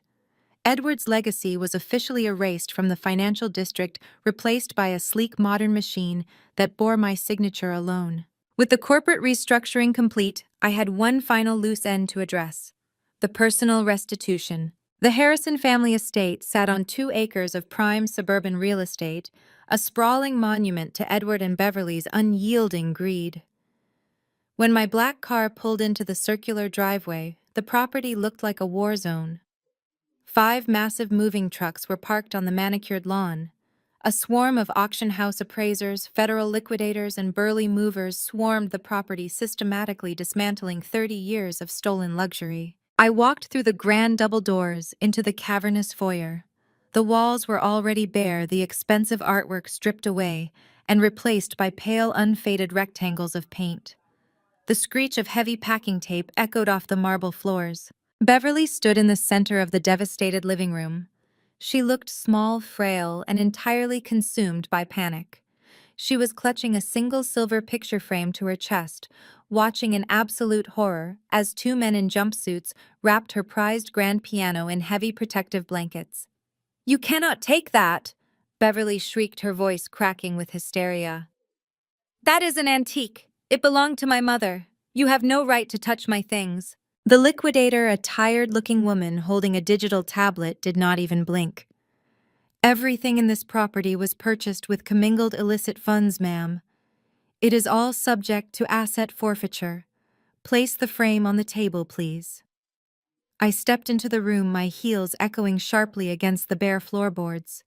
Beverly spun around, her eyes widening as she saw me. The sheer venom in her expression was almost impressive, considering she had absolutely no power left to wield. "Are you here to gloat?" Beverly spat, her hands trembling so violently the silver frame rattled against her designer blouse. "Are you happy now, Blair? You destroyed your father. You destroyed this family. You are watching them strip my home down to the studs. Is this enough for you?" "I did not destroy anything, Beverly," I replied, my voice completely devoid of emotion. "Edward destroyed this family the moment he decided to steal millions of dollars from innocent investors. I simply audited the wreckage. I am here representing Vanguard's new ownership to ensure that the corporate funds Edward illegally funneled into your personal renovations are properly recouped by the estate." Beverly gasped, taking a stumbling step backward. "You are a monster. I am your mother. You lost the right to use that word a long time ago, I stated flatly. You stood by and cheered while Edward cut me out. You paraded Courtney around like a trophy while mocking my ambitions. You built your entire identity on the illusion of wealth, completely ignoring the fact that it was all a criminal lie. Now the illusion is over. A federal agent walked into the room holding a slim manila folder. He bypassed Beverly entirely and handed me a clipboard to sign confirming the transfer of the property deed to the holding trust. I signed my name with a fluid, steady motion and handed it back. The agent then turned to Beverly, extending the manila folder. Mrs. Harrison, this is your final financial disclosure from the Department of Justice. Your personal accounts, your offshore trusts, and your joint holdings have been fully seized to cover the court-ordered restitution to the victims of Vanguard Capital. Beverly dropped the silver frame. It clattered against the floor, the glass cracking instantly. She snatched the folder from the agent's hand, tearing it open with frantic, desperate fingers. She scanned the top page, her breath hitching in her throat. She flipped to the second page, then the third, her eyes darting wildly across the columns of numbers. She was frantically searching for a hidden account, a secret safety net, a sliver of the massive fortune she believed she was entitled to keep. She found nothing. Beverly stared at the bottom line of the final page. The number was printed in stark, unforgiving black ink. Net worth $0. Her legs finally gave out. She collapsed onto a cheap plastic folding chair that one of the movers had left behind, the only piece of furniture remaining in her spectacular empty living room. She stared at the paper, her mind unable to comprehend the absolute totality of her financial ruin. "Where am I supposed to go?" Beverly whispered, her voice a hollow, broken rasp. "The house is gone. The money is gone. Courtney will not answer my calls. I have nowhere to sleep tonight. Blair, please." I looked down at the woman who had spent my entire life making me feel completely worthless. I did not feel pity. I did not feel anger. I felt nothing at all. "That sounds like a logistical problem, Beverly," I said, turning my back on her and walking toward the front door. "You should probably start looking for a shelter. I hear the waiting lists get very long after dark." The grand ballroom of the Pierre Hotel was bathed in the warm glow of thousands of crystal chandeliers. 6 months ago, my father had hosted the Vanguard Capital annual gala in this exact room, surrounded by sycophants and financial parasites who worshipped his fraudulent empire. Tonight, the room belonged to me. The Vanguard Ascendancy Gala was the most exclusive ticket in the financial district. The guest list was entirely purged of Edward's old cronies. In their place sat the sharpest minds in financial technology, algorithmic trading, and international banking. They were not here to kiss the ring of a legacy patriarch. They were here to witness the birth of a new era. I stood near the velvet-draped entrance holding a flute of sparkling water, watching the room hum with electric anticipation. Wall Street titans who had once dismissed me as Edward Harrison's invisible daughter now tripped over themselves trying to make eye contact. Maxine Reynolds glided to the center of the grand stage, tapping the microphone. The ambient chatter of 500 elite guests instantly fell dead silent. Maxine wore a striking emerald gown, projecting the absolute authority she had wielded throughout our entire hostile takeover. "Welcome to the future of Vanguard," she announced, her voice ringing with absolute clarity. "For decades, this industry has relied on smoke and mirrors. We relied on the illusion of stability while ignoring the rotting foundations beneath our feet. Today, we strip away the illusion. Today, Vanguard is no longer an archaic investment firm relying on outdated leverage. We are a premier financial technology powerhouse driven by undeniable, flawless data." The crowd erupted into sustained applause. Maxine raised a hand, commanding them to quiet down. None of this would be possible without the architect of our new infrastructure. She continued, her gaze finding mine across the vast room. "It is my profound honor to introduce the woman who designed the predictive modeling algorithm that saved this company from total ruin. Please welcome the new majority shareholder and official chief data officer of Vanguard Capital, Blair Harrison." The applause was deafening. I handed my glass to a passing waiter and walked down the center aisle. I did not wear a flashy designer gown or diamonds bought with stolen money. I wore a perfectly tailored black tuxedo suit, a sharp silver lapel pin, and my hair pulled back into a severe, sleek twist. I walked with the steady, measured pace of a woman who had fought a brutal war and emerged completely victorious. I stepped onto the stage and took my place at the podium. The bright stage lights illuminated the sea of expectant faces looking up at me. I adjusted the microphone, resting my hands flat against the polished wood. I did not come here tonight to talk about the past. I began, my voice projecting with cool, steady confidence.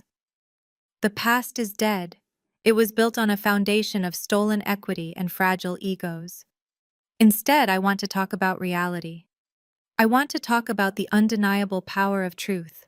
The room was utterly silent, hanging onto every single word. For years, I was told that success required conformity. I was told that the only way to survive in this industry was to blindly follow the established legacy, to smile, nod, and ignore the discrepancies on the balance sheets. But mathematics does not lie. Algorithms do not care about your family name. Data does not respect your country club memberships or your offshore accounts. Data only respects intellectual integrity. I looked across the front row, making eye contact with the heavy hitters of the financial world. When you build your life on self-reliance, no one can ever dismantle it. I continued, leaning slightly into the microphone. When you rely on your own intellect, your own sweat, and your own relentless pursuit of the truth, you become completely untouchable. Vanguard is no longer a monument to one man's vanity. It is an engine of pure, unadulterated transparency. We will not operate in the shadows. We will let the numbers lead, and we will leave the dinosaurs behind in the dust. I did not mention Edward. I did not mention Malcolm Courtney or Beverly. They were not worth my breath. Refusing to even acknowledge their existence was the ultimate victory. I was entirely beyond them. Thank you for joining us in the light, I concluded, stepping back from the podium. The ballroom exploded. 500 industry leaders stood up simultaneously, delivering a thunderous standing ovation. Maxine caught my eye from the side of the stage and offered a rare, genuine smile of deep respect. The rest of the evening was a masterclass in corporate dominance. I navigated the ballroom, shaking hands with tech billionaires and international regulators. I secured 3 massive institutional contracts before the dessert plates were even cleared. I was in my element, surrounded by people who spoke my language and valued my mind over my pedigree. Shortly after midnight, I signaled to my security detail that I was ready to leave. I slipped out through the private VIP exit while Maxine handled the remaining guests. The crisp autumn air hit my face as I stepped out onto the quiet sidewalk bordering the hotel. My private chauffeur stood by the open door of my sleek black town car, waiting patiently under the glow of a street lamp. "Good evening, Miss Harrison," the driver said, offering a polite nod. "Good evening, Marcus," I replied, pulling my trench coat tighter around my shoulders. I took one step toward the warmth of the car when a sudden frantic shuffling sound caught my attention. It came from the dark, narrow alleyway adjacent to the hotel service entrance. I paused, signaling Marcus to hold his position. A figure stepped out of the freezing shadows and into the harsh yellow light of the street lamp. I stopped, completely frozen in place. It was Beverly. The woman standing before me was entirely unrecognizable as the socialite who used to terrorize high-end boutiques. Her expensive blonde hair was matted and greasy, clinging to her pale, sunken cheeks. She wore a stained, oversized wool coat that was missing 3 buttons, and her bare feet were shoved into cheap plastic sandals. She was shivering violently, her teeth chattering in the cold night air. In her raw, blistered hands, she clutched 2 heavy black plastic trash bags containing the absolute entirety of her worldly possessions. Beverly stood shivering in the biting autumn wind. The 2 black trash bags she gripped contained whatever pitiful scraps she had managed to scavenge before the federal liquidators threw her out of the estate. She took a step toward me, her cheap plastic sandals scraping harshly against the concrete sidewalk. "Blair," she gasped, her voice a ragged, breathless wheeze. Marcus moved instinctively, placing himself between me and the disheveled woman, but I raised a single hand. I signaled for him to stand down. I was not in danger. The woman trembling under the street lamp was a ghost, a pathetic echo of a matriarch who no longer existed. Beverly did not hesitate. The pride that had fueled her entire existence completely evaporated. She dropped heavily to her knees, hitting the cold, hard pavement with a dull thud. She let go of her trash bags and lunged forward, grabbing the hem of my tailored trench coat with her raw, blistered hands. "Blair, please," Beverly cried, looking up at me with wide, terrified eyes. "I am your mother. You have to help me. I have absolutely nothing." I looked down at her hands, staining the pristine fabric of my coat. I did not pull away. I did not yell.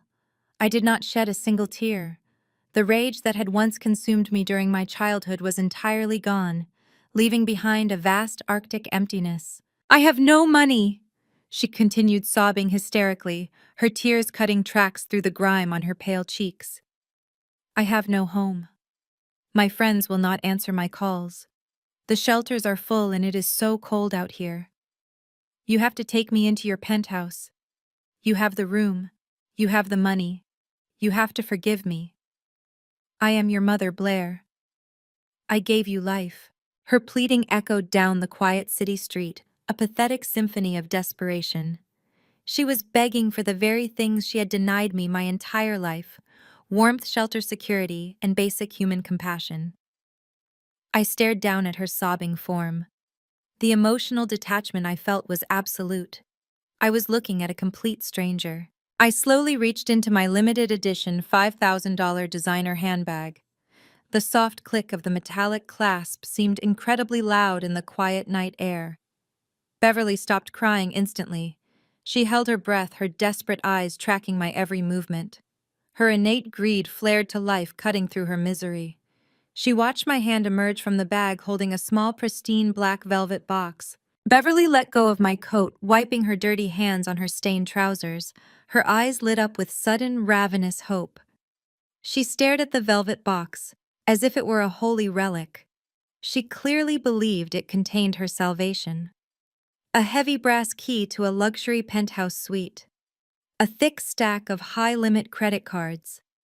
A corporate check with enough zeros to restore her former glory. She believed that despite everything, blood would win out, and I would rescue her. I held the velvet box out. Beverly snatched it from my hand, her fingers trembling with desperate anticipation. She snapped the hinged lid open. The street lamp illuminated the contents perfectly. There was no key. There was no platinum card. Nestled on the dark satin lining was a handful of dull, heavily rusted safety pins and a single severely crumpled $20 bill. "Son." Beverly stared at the rusted metal, her jaw dropping open. The hopeful light in her eyes extinguished instantly, replaced by profound, agonizing confusion. She looked from the box up to my face, her hands shaking violently. "What is this?" she whispered, her voice cracking. I looked down at her, my expression completely blank, and my voice ice cold.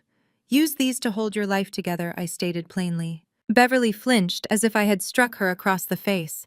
She stared at the rusty pins, the ultimate symbol of the second-hand scraps and discarded remnants she had forced me to survive on, while she draped herself in stolen diamonds. "You do not deserve new things." I continued, turning my body away from her entirely. I walked past her kneeling form and approached the open door of my Maybach. Marcus stood sharply at attention, waiting for my final command. "But how am I supposed to get out of here?" Beverly wailed, holding the crumpled $20 bill in the air. "Take an Uber," I said, stepping into the plush leather interior of the luxury vehicle. "My driver is busy." Marcus firmly shut the heavy armored door, severing my connection to the outside world. I settled into the heated leather seat, crossing my legs and staring straight ahead. The thick tinted window rolled up with a smooth mechanical hum, cutting off the sound of Beverly's desperate shrieking. "Drive," I instructed. The powerful engine of the Maybach purred to life. The heavy luxury car glided smoothly away from the curb, merging seamlessly into the late-night city traffic. I did not look back. I did not check the rearview mirror. I left Beverly exactly where she belonged, sobbing alone on the freezing concrete sidewalk, entirely consumed by the shadows of the streetlights. My life was finally my own, and the past was completely erased. The story of Blair and Beverly powerfully illustrates that true security cannot be built on a foundation of deceit, greed, or toxic family dynamics. Beverly's ultimate downfall reveals that material wealth, when stolen or unearned, is temporary and fragile. In contrast, Blair's triumph proves that authentic power stems from independence, intellectual integrity, and the courage to sever ties with abusers. Sometimes the most profound justice is not found in explosive revenge, but in the quiet, absolute detachment of walking away and leaving people to face the natural consequences of their actions. Share your experiences with toxic relatives and comment below.